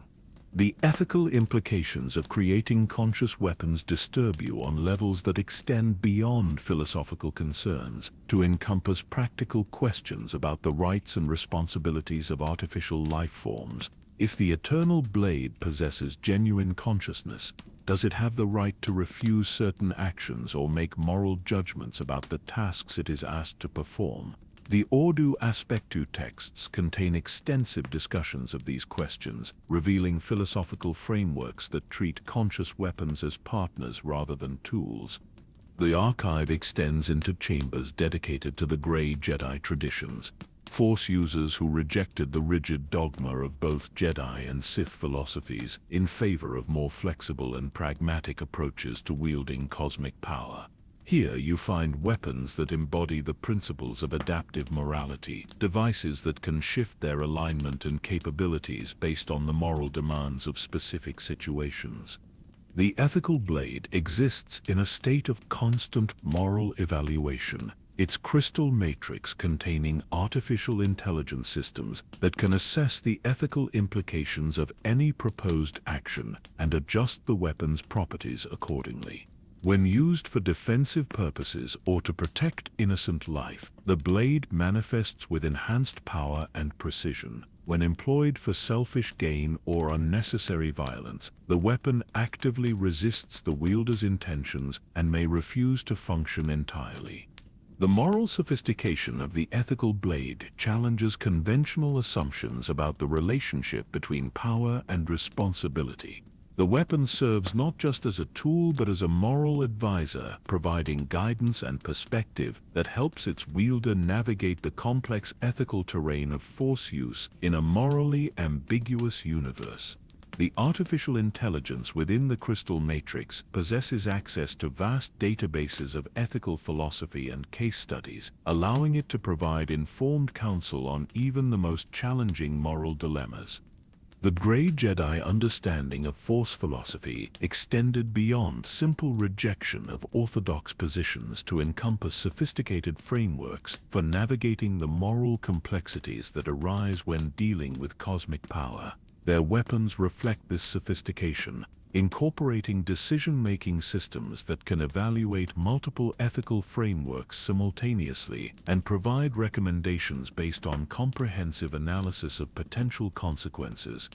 In the deepest section of the Grey Jedi archive, you encounter weapons that exist at the intersection of technology and pure wisdom, devices that serve as repositories for the accumulated knowledge and experience of entire philosophical traditions. The Wisdom Keeper appears as a lightsaber, whose crystal matrix contains the preserved consciousness of hundreds of Grey Jedi masters, their knowledge and experience made accessible to whoever wields the weapon.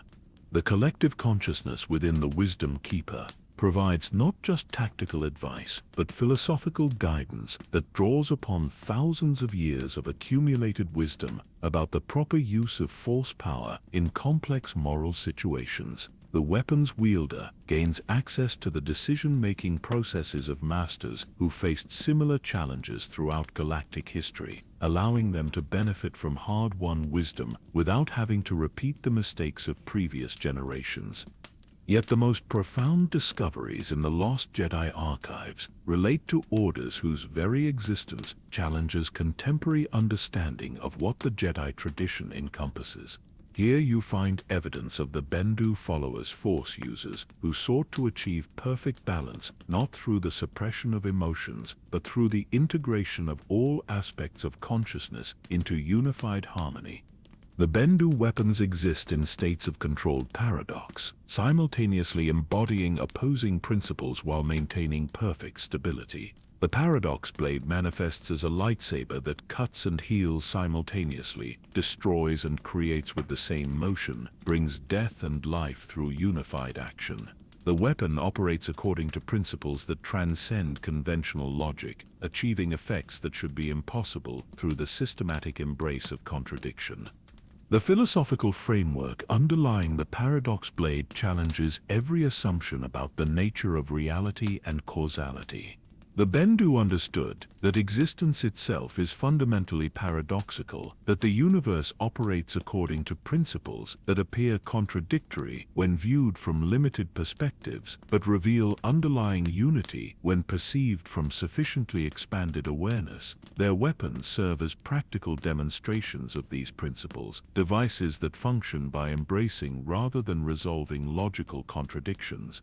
The final archive belongs to an order whose name has been lost to history, but whose achievements in Force manipulation approach the cosmic scale. Here you find weapons that were designed not for individual combat, but for reshaping entire star systems, devices that could channel the Force energies of entire civilizations to achieve effects that rival the power of supernovas and black holes.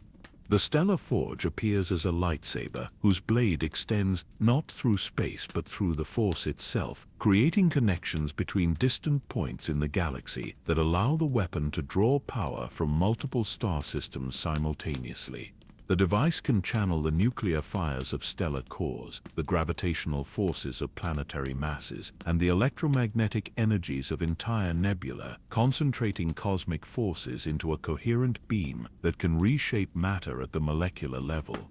The construction of such weapons required not just technical mastery, but the coordination of entire civilizations, projects that spanned centuries, and involved the voluntary sacrifice of countless individuals who offered their life force to power artifacts that would protect the galaxy from threats that existed beyond conventional understanding. The stellar-scale weapons represent the ultimate expression of collective action, devices that could only be created through the unified will of beings who understood that some threats require responses that transcend individual capability.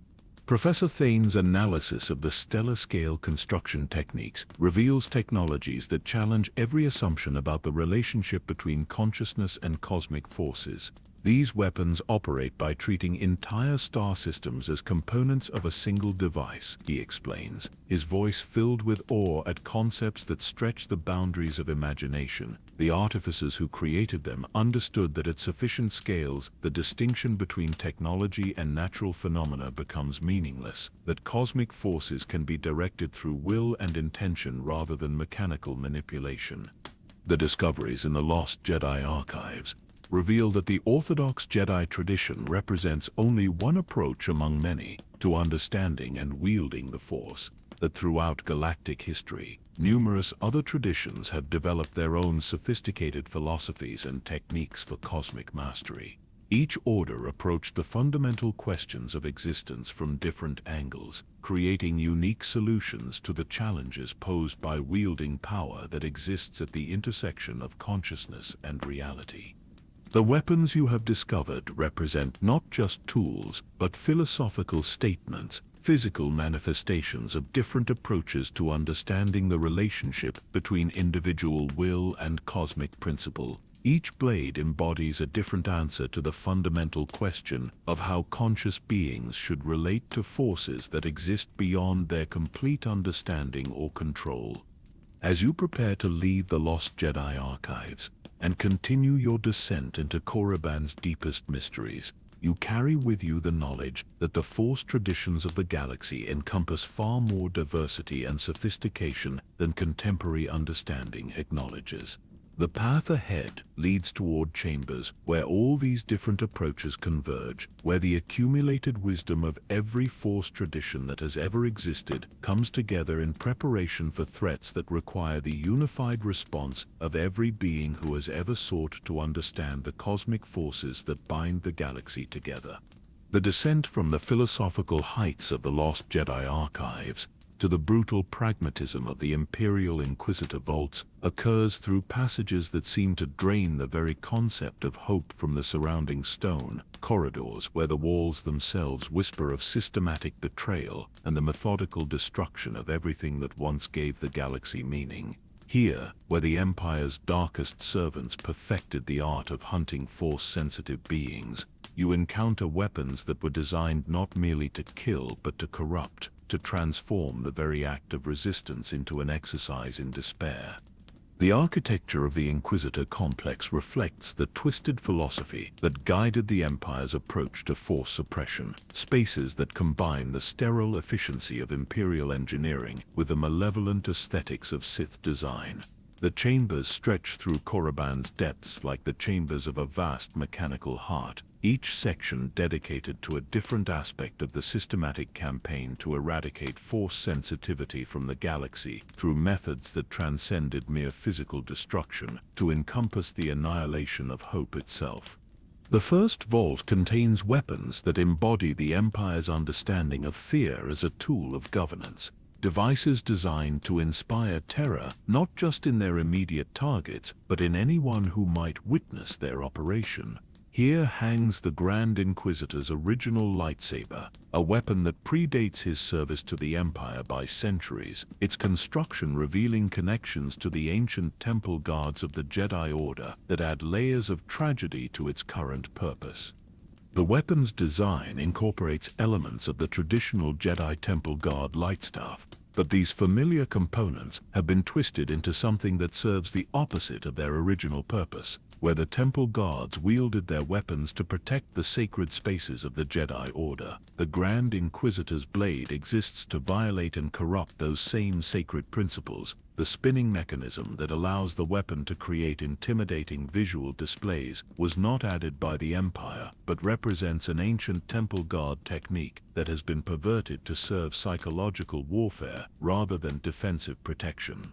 Professor Thane's analysis of the weapon's construction reveals modifications that extend far beyond mere mechanical alterations to encompass fundamental changes in the crystal matrix itself. The kyber crystals in this weapon have been subjected to a process that's more complex than simple bleeding, he observes, his voice heavy with the weight of discoveries that challenge his understanding of crystal corruption. They've been systematically exposed to the psychic residue of betrayal, forcing them to resonate with frequencies that amplify feelings of abandonment and despair. The corruption process involved more than the application of dark side energy, but encompassed the systematic exposure of the crystals to the emotional trauma of fallen Jedi, particularly those who had been betrayed by their own masters or students. The Empire understood that the most effective way to corrupt a weapon was to make it remember the pain of those who had once served the light, to transform tools of protection into instruments that carried the weight of cosmic disillusionment. The psychological sophistication of the Empire's approach to weapon corruption becomes clear as you explore deeper into the Vault system. Here you find evidence of research projects that approached the destruction of force sensitivity as a problem in applied psychology rather than simple military conquest. The Inquisitors understood that killing force-sensitive individuals was far less effective than converting them to servants of the dark side, and their weapons were designed to facilitate this conversion through the systematic application of despair and hopelessness. The despair inducers represent the pinnacle of the Empire's psychological warfare technology, lightsabers whose blades emit frequencies that directly interfere with the neurochemical processes that allow beings to experience hope, joy, and connection to the Force. The weapons don't just wound the body but attack the capacity for positive emotion, creating injuries that heal incorrectly and leave their victims permanently diminished in their ability to experience meaning or purpose. The construction of such weapons required the Empire to develop a sophisticated understanding of the relationship between consciousness and force sensitivity, recognizing that the ability to touch the cosmic energy that binds all things together depends on maintaining specific emotional and psychological states. By systematically undermining these states, the despair inducers could effectively sever a being's connection to the Force without actually killing them, creating former Jedi who retained their memories and training but lacked the spiritual foundation necessary to access their former abilities. The ethical implications of weapons designed to attack the capacity for happiness and meaning stagger your imagination, representing a level of systematic cruelty that transcends conventional concepts of evil to encompass something that approaches cosmic malevolence. The Empire understood that destroying the body was a crude and inefficient method of eliminating threats, that far more effective results could be achieved by systematically undermining the psychological foundations that allow beings to resist tyranny. Moving deeper into the Inquisitor complex, you encounter weapons that were designed for the specific purpose of hunting and capturing force-sensitive children. Devices that combined the Empire's technological sophistication with an understanding of child psychology that reveals the depth of planning that went into the systematic elimination of future Jedi.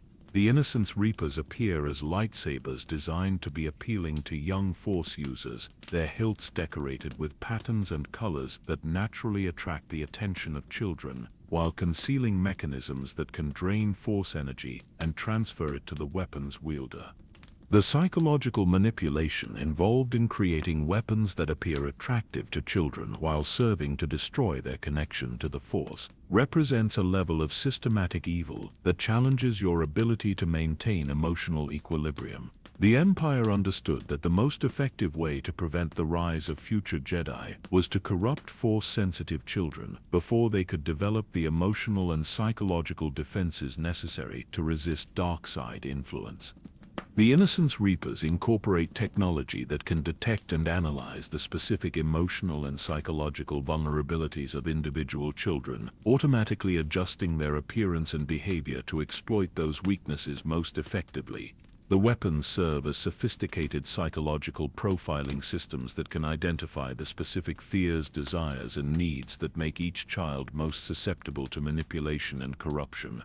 Professor Thane's examination of the child targeting systems reveals technologies that represent the convergence of multiple Imperial research programs, combining advances in psychology, force manipulation, and artificial intelligence to create weapons that can conduct sophisticated psychological warfare against targets who lack the experience and emotional development necessary to recognize and resist such attacks.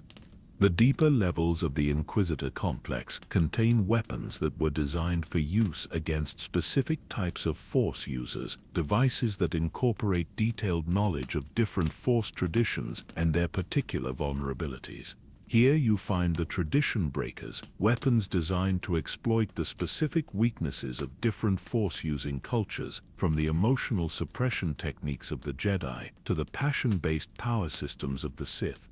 Each Tradition Breaker incorporates extensive databases of information about specific Force traditions, including detailed psychological profiles of typical practitioners and tactical analyses of their most common techniques and strategies. The weapons can automatically identify the Force tradition of their targets and adjust their operation to exploit the specific vulnerabilities associated with that tradition's approach to cosmic power. The sophistication of the Empire's intelligence-gathering operations becomes clear as you examine the cultural databases embedded in the Tradition Breakers. The weapons contain detailed information about Force traditions that were thought to be completely unknown to Imperial authorities, including secret societies and hidden enclaves that maintained their existence through careful concealment and misdirection. The Imperial understanding of Force traditions extended beyond simple tactical intelligence to encompass deep philosophical analysis of the belief systems that underlie different approaches to cosmic power. The Tradition Breakers can attack not just the physical capabilities of their targets, but the fundamental assumptions and beliefs that allow different Force traditions to maintain their identity and coherence across generations. In the deepest section of the Inquisitor complex, you discover weapons that represent the Empire's ultimate expression of anti-Force philosophy, devices that embody the systematic rejection of cosmic spirituality in favor of technological domination. The nullifiers exist as anti-lightsabers, weapons that create zones of absolute Force negation, where the cosmic energy that binds all things together simply ceases to function.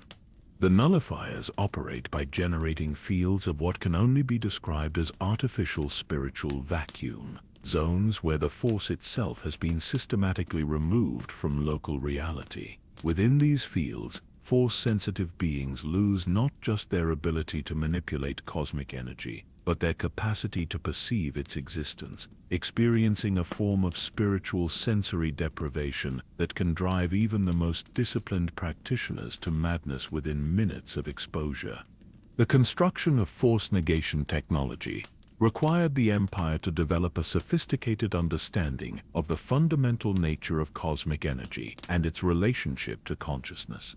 The process involves more than simple interference with Force phenomena, but encompasses the systematic removal of the spiritual dimensions of reality from localized areas of space-time. The psychological effects of exposure to Force negation fields extend beyond the simple loss of supernatural abilities to encompass a fundamental alteration in the victim's perception of reality itself. Beings who have been exposed to nullifier fields report experiences of cosmic emptiness that persist long after the immediate effects of the weapon have faded, describing a universe that feels hollow and meaningless in ways that no amount of rational argument can counteract. Professor Thane's analysis of the Force negation technology reveals principles that challenge fundamental assumptions about the relationship between consciousness and cosmic energy. The Empire appears to have discovered methods for creating zones where the Force doesn't just become inaccessible but actually ceases to exist, he explains, his voice filled with horror at the implications of such discoveries. These weapons don't just block Force abilities but create pockets of reality where the spiritual dimensions of existence have been systematically removed. The final chamber in the Inquisitor complex contains weapons that represent the Empire's most ambitious attempt to create a technological solution to the problem of Force sensitivity, devices that could theoretically eliminate the capacity for cosmic awareness from entire populations through the systematic application of spiritual engineering. The consciousness restrictors appear as lightsabers that can impose artificial limitations on the cognitive processes of their targets, preventing them from accessing the expanded awareness that makes force sensitivity possible. The weapons operate by introducing artificial constraints into the neural pathways that allow consciousness to expand beyond individual boundaries and connect with the cosmic forces that bind all things together. The process involves more than simple brain modification, but encompasses the systematic restructuring of the fundamental relationship between individual awareness and universal consciousness. The Empire's approach to consciousness restriction represents a level of technological sophistication that approaches the capabilities of the ancient force wielders, but directed toward the opposite purpose of limiting rather than expanding awareness. The weapons incorporate artificial intelligence systems that can map the specific neural pathways associated with force sensitivity and introduce precisely targeted modifications that eliminate those capabilities without affecting other aspects of consciousness. The implications of technology that can systematically remove the capacity for spiritual awareness from entire populations extend far beyond the immediate concerns of force suppression to encompass fundamental questions about the nature of consciousness itself. If the Empire possessed the ability to eliminate force sensitivity through technological means, what other aspects of consciousness might be subject to similar manipulation and control? The discovery of consciousness restriction technology forces you to confront the possibility that the Empire's approach to galactic domination extended beyond simple political control to encompass the systematic reconstruction of consciousness itself, the creation of populations that would be literally incapable of conceiving alternatives to imperial rule, because they lacked the expanded awareness necessary to perceive the cosmic forces that offer alternatives to technological domination. As you prepare to leave the Inquisitor complex and continue your descent toward the deepest mysteries of Korriban, you carry with you the knowledge that the Empire's campaign against force sensitivity represented more than simple political suppression, but constituted a systematic assault on the spiritual foundations of consciousness itself. The weapons you have discovered reveal the depth of planning and sophistication that went into the creation of a technological society that could eliminate the very capacity for cosmic awareness from galactic civilization. The path ahead leads toward chambers where the accumulated knowledge of every force tradition and every approach to cosmic power converges in preparation for threats that transcend the political conflicts that have defined galactic history. The Empire's anti-force weapons represent the ultimate expression of technological domination over spiritual principle, but their very existence suggests that the cosmic forces they sought to suppress possess a resilience and adaptability that mere technology cannot ultimately overcome. The journey continues into depths where the distinction between spiritual and technological approaches to cosmic power begins to break down, where the accumulated wisdom of millennia of force tradition prepares to meet challenges that require the integration of every approach to understanding the relationship between consciousness and the cosmic forces that bind all existence together. The final descent leads through passages that exist at the boundary between constructed architecture and natural formation, corridors that seem to have been carved by the planet itself, in response to some cosmic imperative that transcends individual will or design. Here, where Korriban's molten heart pulses with energies that predate the formation of the galaxy, you approach the chamber that holds the ultimate secret, the truth that connects every weapon you have discovered into a unified pattern of cosmic preparation that spans the entire history of force-wielding civilization. The chamber that contains the first lightsaber exists in a state of controlled impossibility, its walls composed of crystallized time that allows you to perceive fragments of every moment in galactic history simultaneously. The space transcends normal geometry, existing simultaneously at the center of Korriban and at the heart of every world where force-sensitive beings have ever drawn breath. This is not merely a location but a concept given physical form, the archetypal forge where the relationship between consciousness and cosmic energy first achieved technological expression. At the chamber's center, suspended in a field of pure potential energy, hovers a weapon that challenges every assumption you hold about the nature of lightsabers and their place in galactic history. The first lightsaber appears simultaneously ancient and newly forged, its structure shifting between every possible configuration of lightsaber design, while maintaining a core identity that encompasses all variations yet transcends them entirely. This is not a weapon in any conventional sense, but the fundamental principle from which all other lightsabers derive their existence. Professor Thane's instruments fail completely when directed toward the archetypal weapon, their sensors returning readings that change retroactively as the act of measurement alters the past history of the devices themselves. "This isn't just the first lightsaber," he whispers, his voice filled with awe that borders on religious terror. "This is the concept of lightsaber made manifest, the Platonic ideal from which all physical weapons are merely imperfect copies."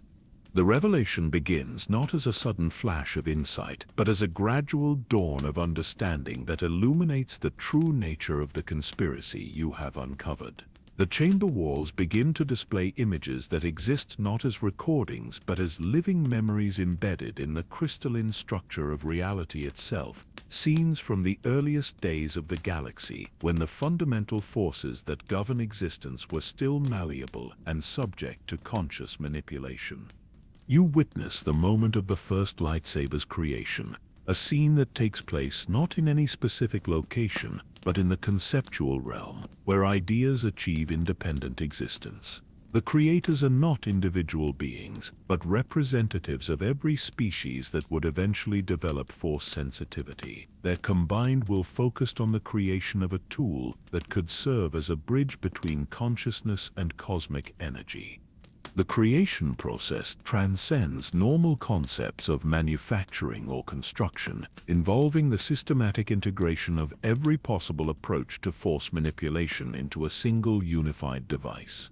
The weapon incorporates not just the techniques of the ancient Jedi and Sith, but the wisdom of species and traditions that would not evolve for millions of years, knowledge that exists in the realm of pure potential waiting to be discovered by consciousness sophisticated enough to perceive it.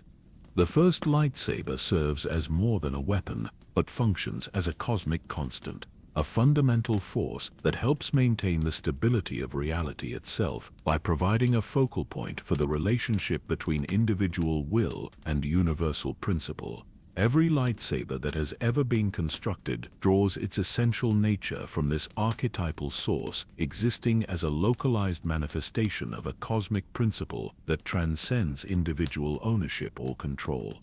The memories embedded in the chamber walls reveal the true purpose behind the creation of the first lightsaber, a revelation that recontextualizes everything you have discovered about the 13 Forbidden Blades and their role in galactic history. The weapon was not created as a tool for combat, but as a key, a device capable of unlocking the cosmic barriers that separate different levels of reality and allowing consciousness to transcend the limitations that normally constrain individual awareness. The archetypal weapon exists in a state of permanent activation, its blade extending not through physical space, but through the Force itself, creating connections between every point in the galaxy where Force-sensitive beings have ever existed. The weapon serves as a vast communication network that allows the sharing of knowledge and experience across time and space, enabling the collective unconscious of Force-sensitive civilization to function as a unified entity. The implications of this revelation send shockwaves through your understanding of galactic history and the nature of Force sensitivity itself. The apparent conflicts between different Force traditions may be nothing more than surface phenomena, deliberate diversification strategies designed to ensure that cosmic wisdom is preserved through multiple independent lineages that can survive the destruction of any single tradition. The Jedi and Sith, the Jedi, and the Force wielders. Every tradition you have encountered in your journey through Korriban's depths, All exist as specialized organs of a vast cosmic organism that encompasses every force-sensitive being in galactic history. The conflicts between these traditions serve not to weaken force-wielding civilization, but to strengthen it through the systematic exploration of every possible approach to cosmic mastery. Professor Thane's analysis of the cosmic network reveals communication protocols that operate on principles beyond conventional understanding of information transfer. The first lightsaber isn't just connecting Force users across space and time, he explains, his voice tight with the strain of trying to comprehend concepts that exist at the edge of possibility. It's creating a collective consciousness that encompasses every being who has ever touched the Force, a unified entity that possesses the accumulated knowledge and experience of galactic civilization itself. The chamber displays memories of the network's activation during moments of cosmic crisis, times when the survival of reality itself required the coordinated response of every Force tradition simultaneously. You witness the response to the arrival of the unbeing entities, cosmic parasites that seek to devour existence itself by converting the concept of being into non-being through systematic logical corruption. The battle against the unbeing transcends conventional warfare to encompass a conflict fought in the realm of pure meaning, where victory depends not on physical supremacy, but on the ability to maintain logical coherence in the face of systematic attempts to introduce contradictions that would cause reality to collapse into paradox. The first lightsaber serves as the command center for this cosmic defense network, coordinating the response of every Force tradition to create a unified field of meaning that can resist the unbeing's attempts to introduce logical inconsistencies into the structure of existence. The 13 forbidden blades reveal their true nature as specialized components of this cosmic defense system, each one designed to counter a specific aspect of the unbeing threat. The weapon's apparent impossibility reflects their need to operate in environments where normal physical laws have been suspended or inverted by entities that can rewrite the fundamental constants of reality as a form of warfare. The revelation that every Force tradition throughout galactic history has been unconsciously preparing for a threat that exists beyond conventional understanding transforms your perception of the conflicts and achievements you have witnessed. The apparent chaos and confusion of galactic history resolves into a pattern of cosmic preparation, with each civilization and tradition contributing specialized knowledge and capabilities to a defensive network that operates beyond the awareness of its individual components. The memory displays reveal the scope of the unbeing threat, showing cosmic parasites that exist in the spaces between galaxies and feed on the concept of existence itself. These entities cannot be fought with conventional weapons because they do not exist in the same sense that matter and energy exist, but represent pure negation given consciousness and purpose. Their ultimate goal is the systematic elimination of everything that possesses the quality of being real, the conversion of the universe into a state of absolute void where even the concept of nothingness becomes meaningless. The defense against such a threat requires weapons and techniques that exist beyond the normal boundaries of possibility, tools that can impose meaning on zones of pure meaninglessness and maintain logical coherence in environments where cause and effect have been systematically eliminated. The Forbidden Blades' reality-altering properties reflect their need to function as islands of stable existence in oceans of controlled impossibility. The first lightsaber reveals its ultimate secret as the chamber fills with energies that exist at the intersection of every possible timeline and reality. The weapon serves not just as a communication network or defense system, but as the fundamental mechanism that maintains the integrity of existence itself, the cosmic principle that prevents reality from dissolving into the infinite potential that existed before the universe learned how to be real. Every lightsaber that has ever been constructed serves as a node in this cosmic stability network, with each weapon contributing to the maintenance of local reality through the conscious will of its wielder. The act of igniting a lightsaber represents more than the activation of a tool, but constitutes a declaration of intent to maintain existence in the face of forces that seek to reduce everything to meaningless void. The revelation transforms your understanding of the relationship between individual consciousness and cosmic responsibility. Every Force user who has ever wielded a lightsaber has been unconsciously participating in the defense of reality itself, their individual struggles and achievements contributing to a cosmic effort that transcends any single lifetime or civilization. The memory displays show the activation of the full defense network during previous unbeing incursions, moments when every Force user in the galaxy simultaneously felt the call to action through connections they did not consciously understand.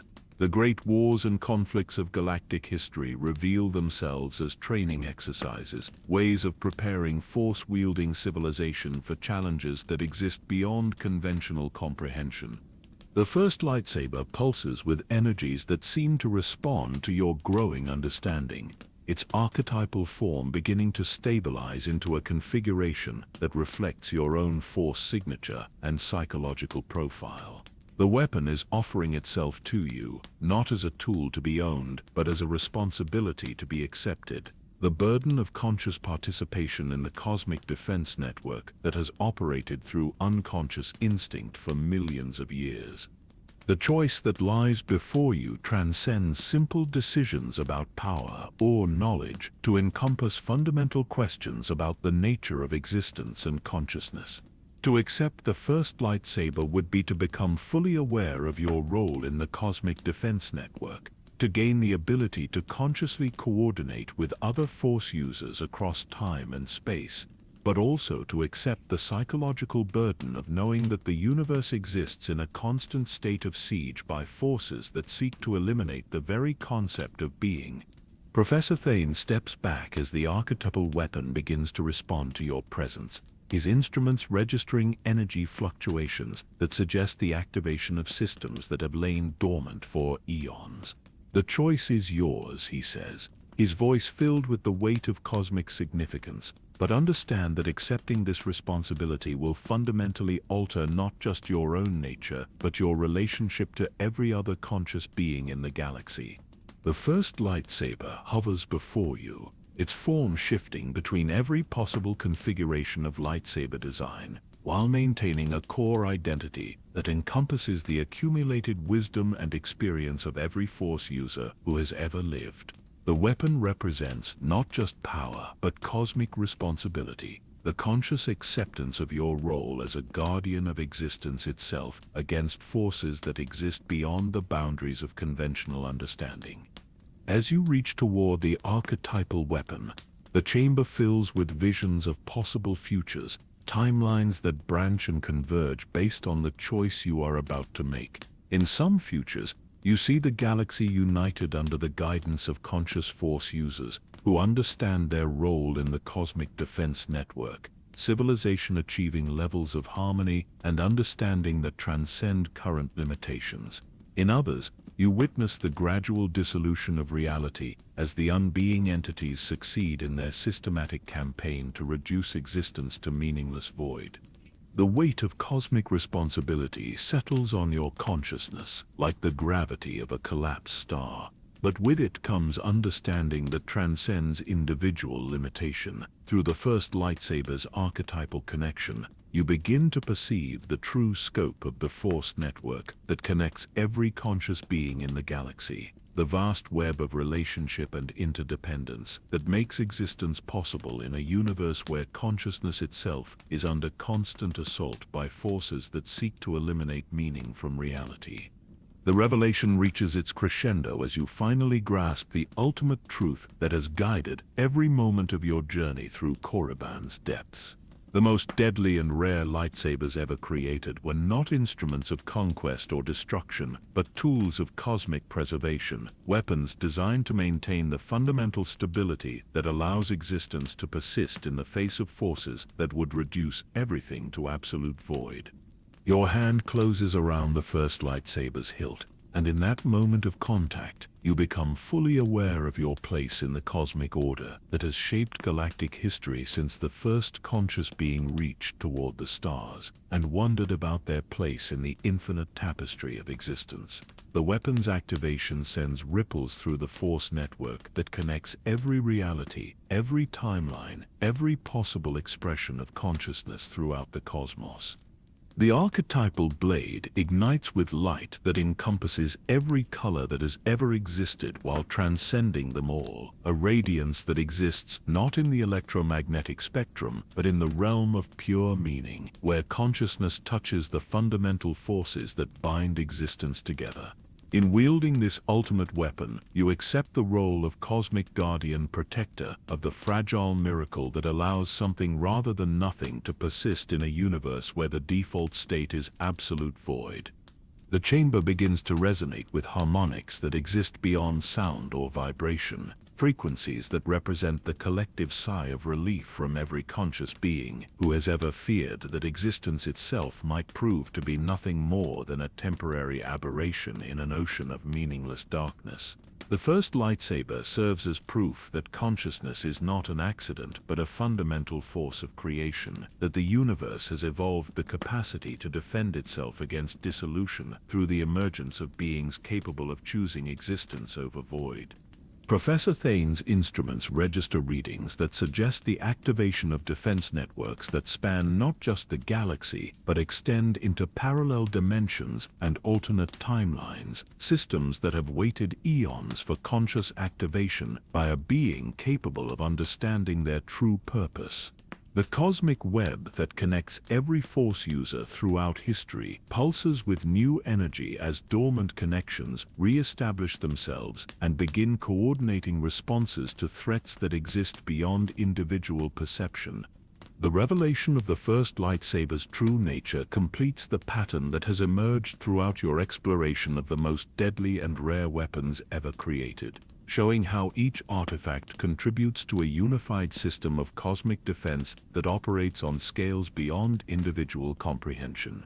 The 13 forbidden blades, the Force wielder weapons, the experimental modifications, the techniques of lost Jedi orders, even the Empire's anti-Force technology, all represent specialized components of a vast network designed to preserve existence itself against forces that seek to reduce reality to absolute nothingness.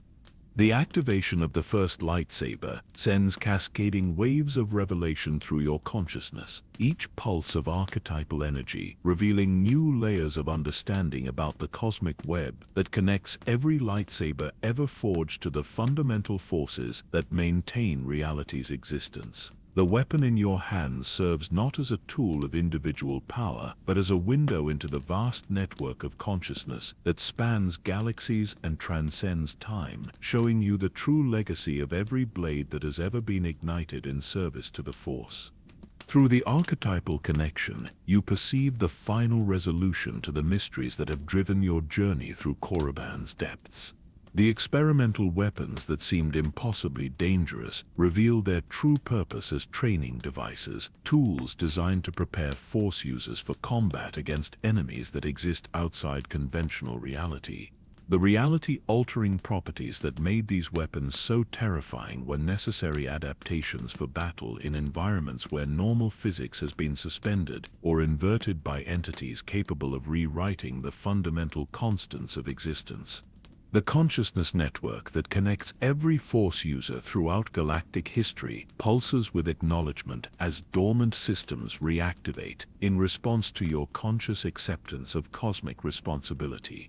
Across the galaxy, Force-sensitive beings experience moments of clarity and understanding as their unconscious connection to the defense network strengthens, preparing them for challenges that exist beyond their current comprehension, while providing the psychological foundation necessary to maintain sanity in the face of cosmic horror. Professor Thane's instruments register the activation of communication protocols that operate on principles beyond conventional understanding of space and time, connections forming between points separated by thousands of light years and millions of years, as the network synchronizes its operations across multiple dimensions simultaneously. The entire Force-using population of the galaxy is beginning to function as a unified organism, he observes, his voice filled with wonder at phenomena that transcend individual capability to achieve truly cosmic scale. The legacy of the most deadly and rare lightsabers reveals itself as something far more profound than mere weapon evolution, representing instead the systematic development of consciousness itself as a force capable of resisting dissolution into meaningless void. Each tradition that contributed to lightsaber development was unconsciously preparing for threats that required not just individual skill, but collective coordination on scales that encompass entire civilizations and span geological time periods.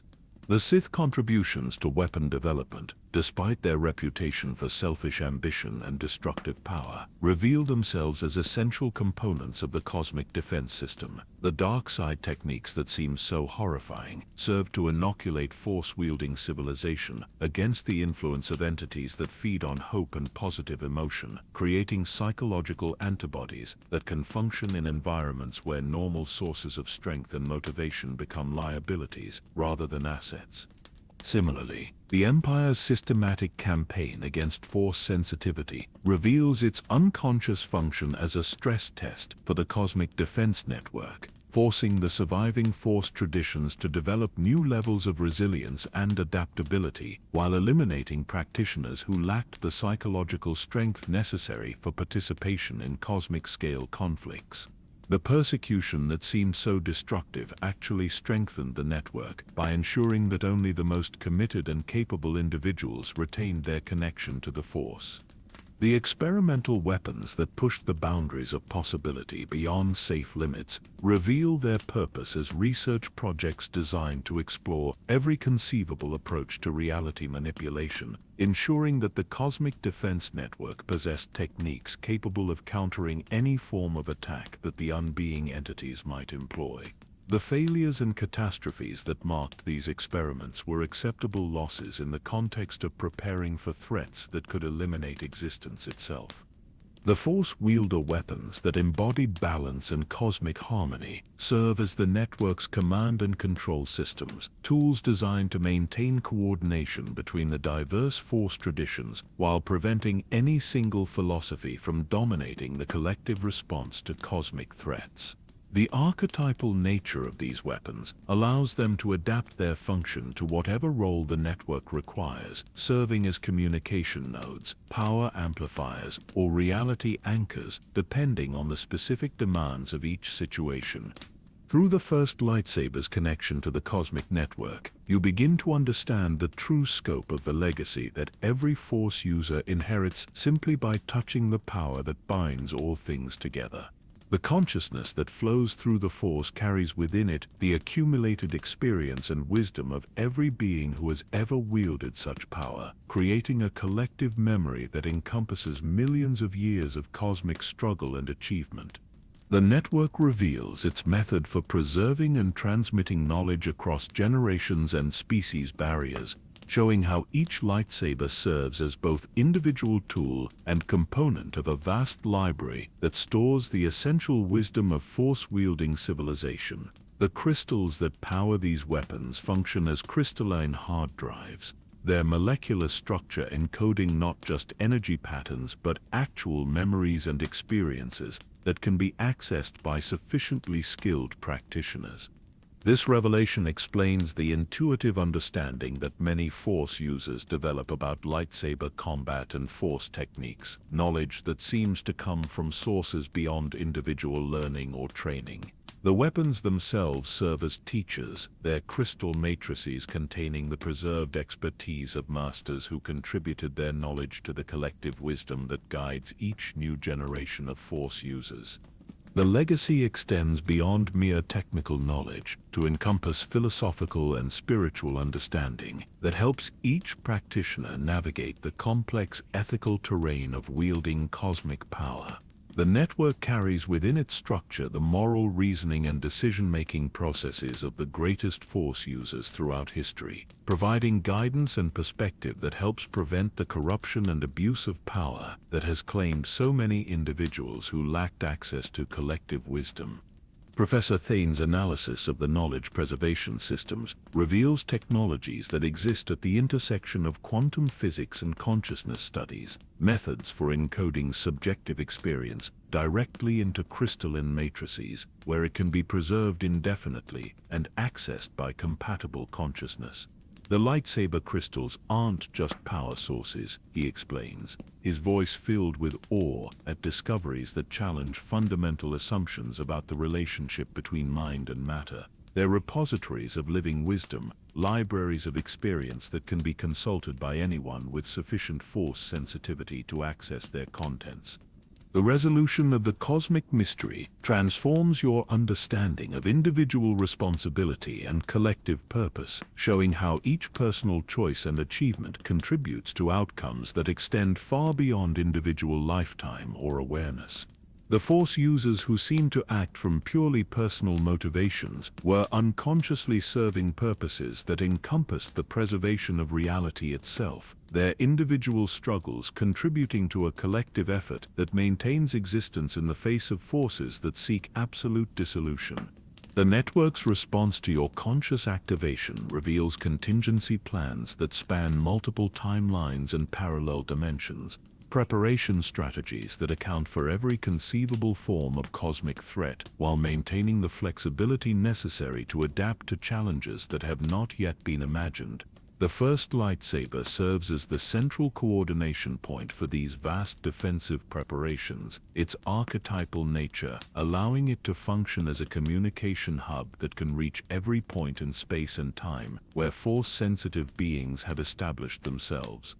Through the weapon's connection to the cosmic network, you perceive the gradual awakening of Force users throughout the galaxy as dormant capabilities reactivate in response to the network's conscious coordination. Individuals who had never shown Force sensitivity begin to manifest abilities as the collective unconscious of Force-wielding civilization expands its influence to include previously unconnected populations, preparing for conflicts that will require every possible ally and resource. The legacy of the deadly and rare lightsabers reveals itself as preparation for a war that transcends conventional concepts of conflict, a struggle between existence and void that will determine whether consciousness continues to evolve and expand throughout the cosmos or succumbs to forces that seek to reduce everything to meaningless darkness. The weapons represent not tools for conquest but instruments of preservation, devices designed to maintain the fragile miracle that allows something rather than nothing to persist in a universe where the default state is absolute emptiness. The awakening of the cosmic defense network triggers responses that extend beyond the Force-using population to encompass entire civilizations as the unconscious influence of the system begins to guide technological and social development toward configurations that can support the collective effort to maintain existence. The apparent chaos and conflict of galactic politics reveals hidden patterns of preparation as societies unknowingly position themselves to serve roles in cosmic defense that they do not consciously understand.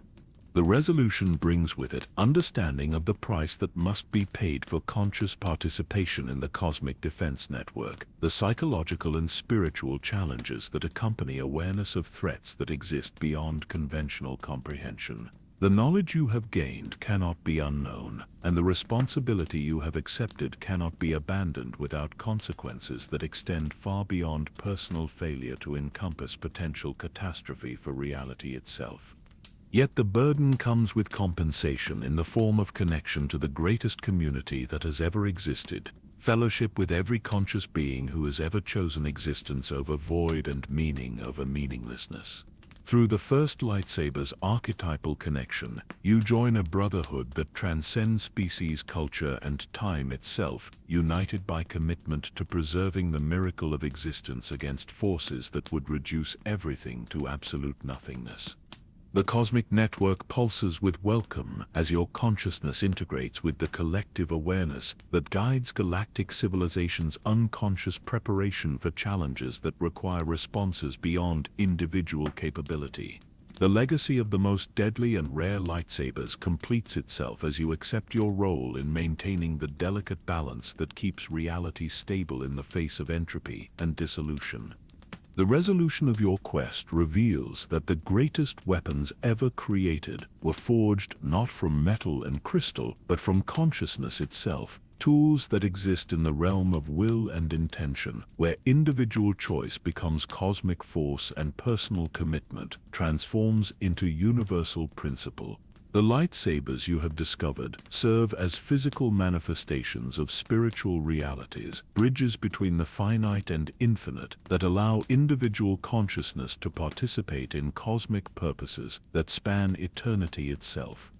In wielding the first lightsaber, you become both guardian and guarded, protector and protected, serving as a conscious node in the vast network that maintains existence while drawing strength and wisdom from the collective experience of every being who has ever faced the darkness and chosen to kindle light in response to void.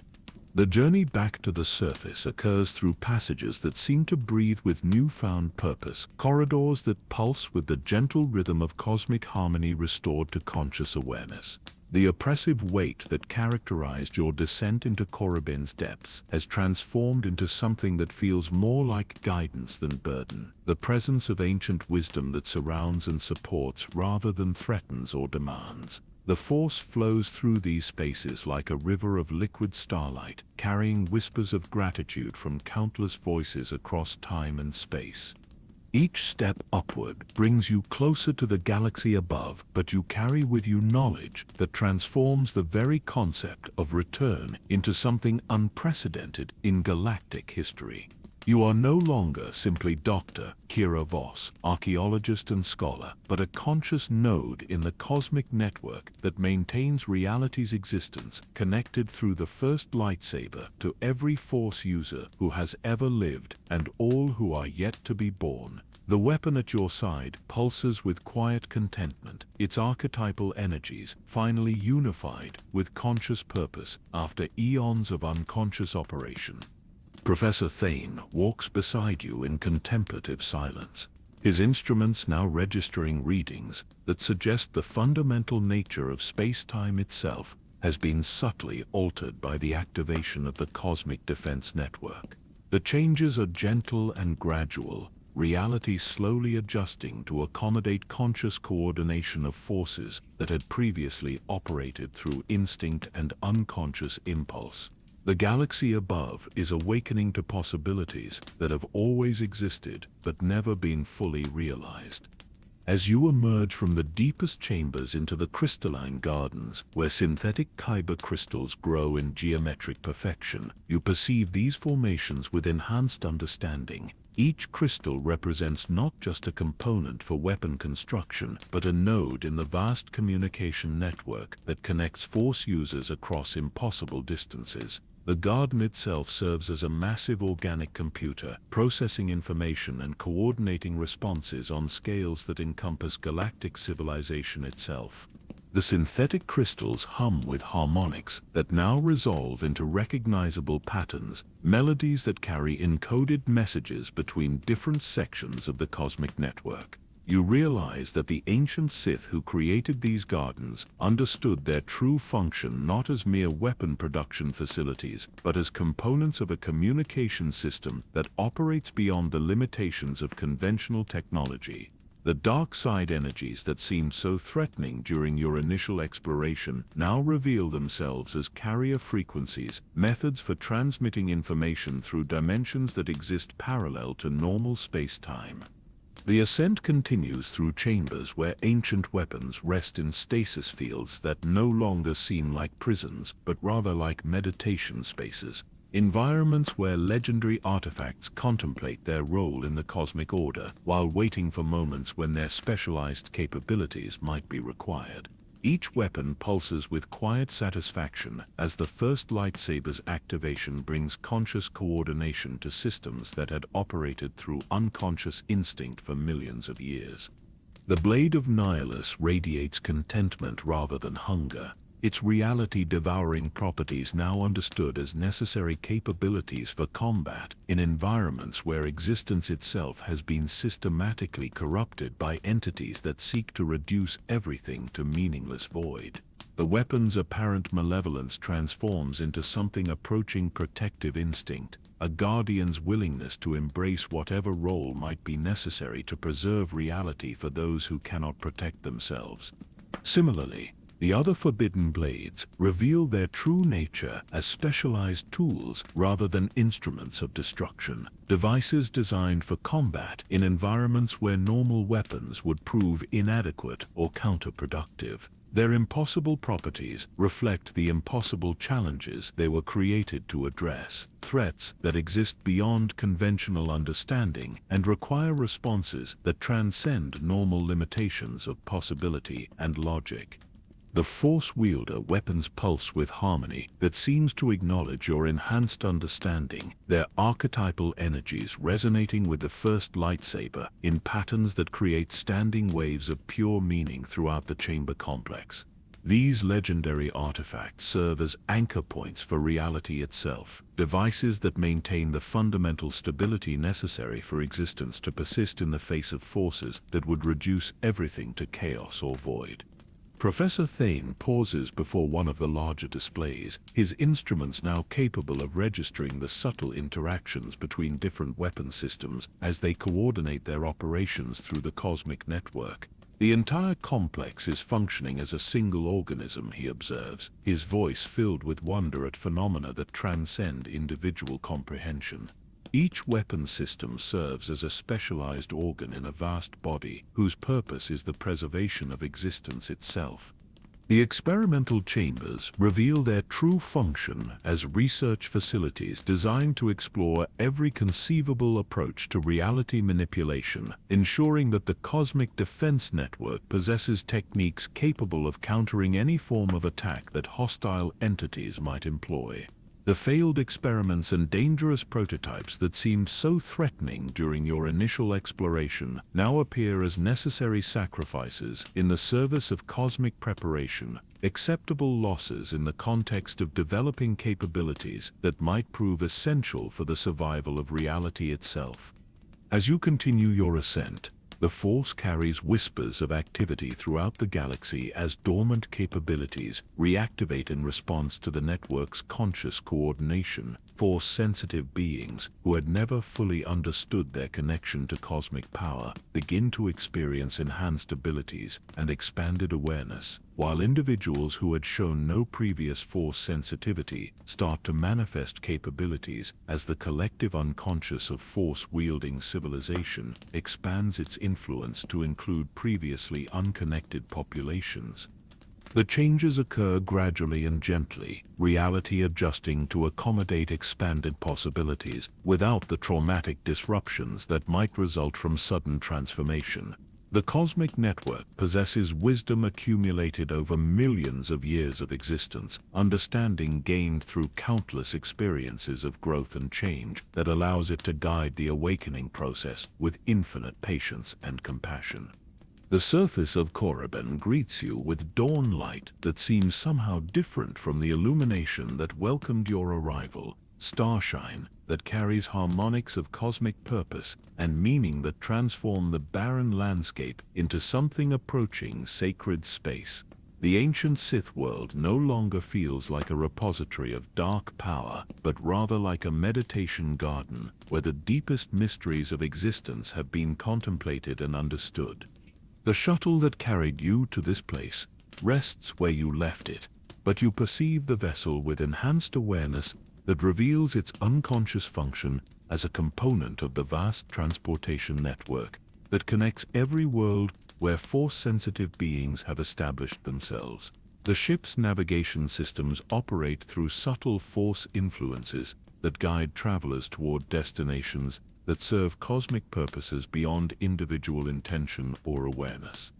Professor Thane begins the process of securing the archaeological sites and establishing protocols for future research, his actions guided by understanding that transcends conventional academic methodology. The knowledge contained in Korriban's depths will be preserved and studied, but always with awareness of its true purpose as preparation for challenges that require collective response rather than individual achievement.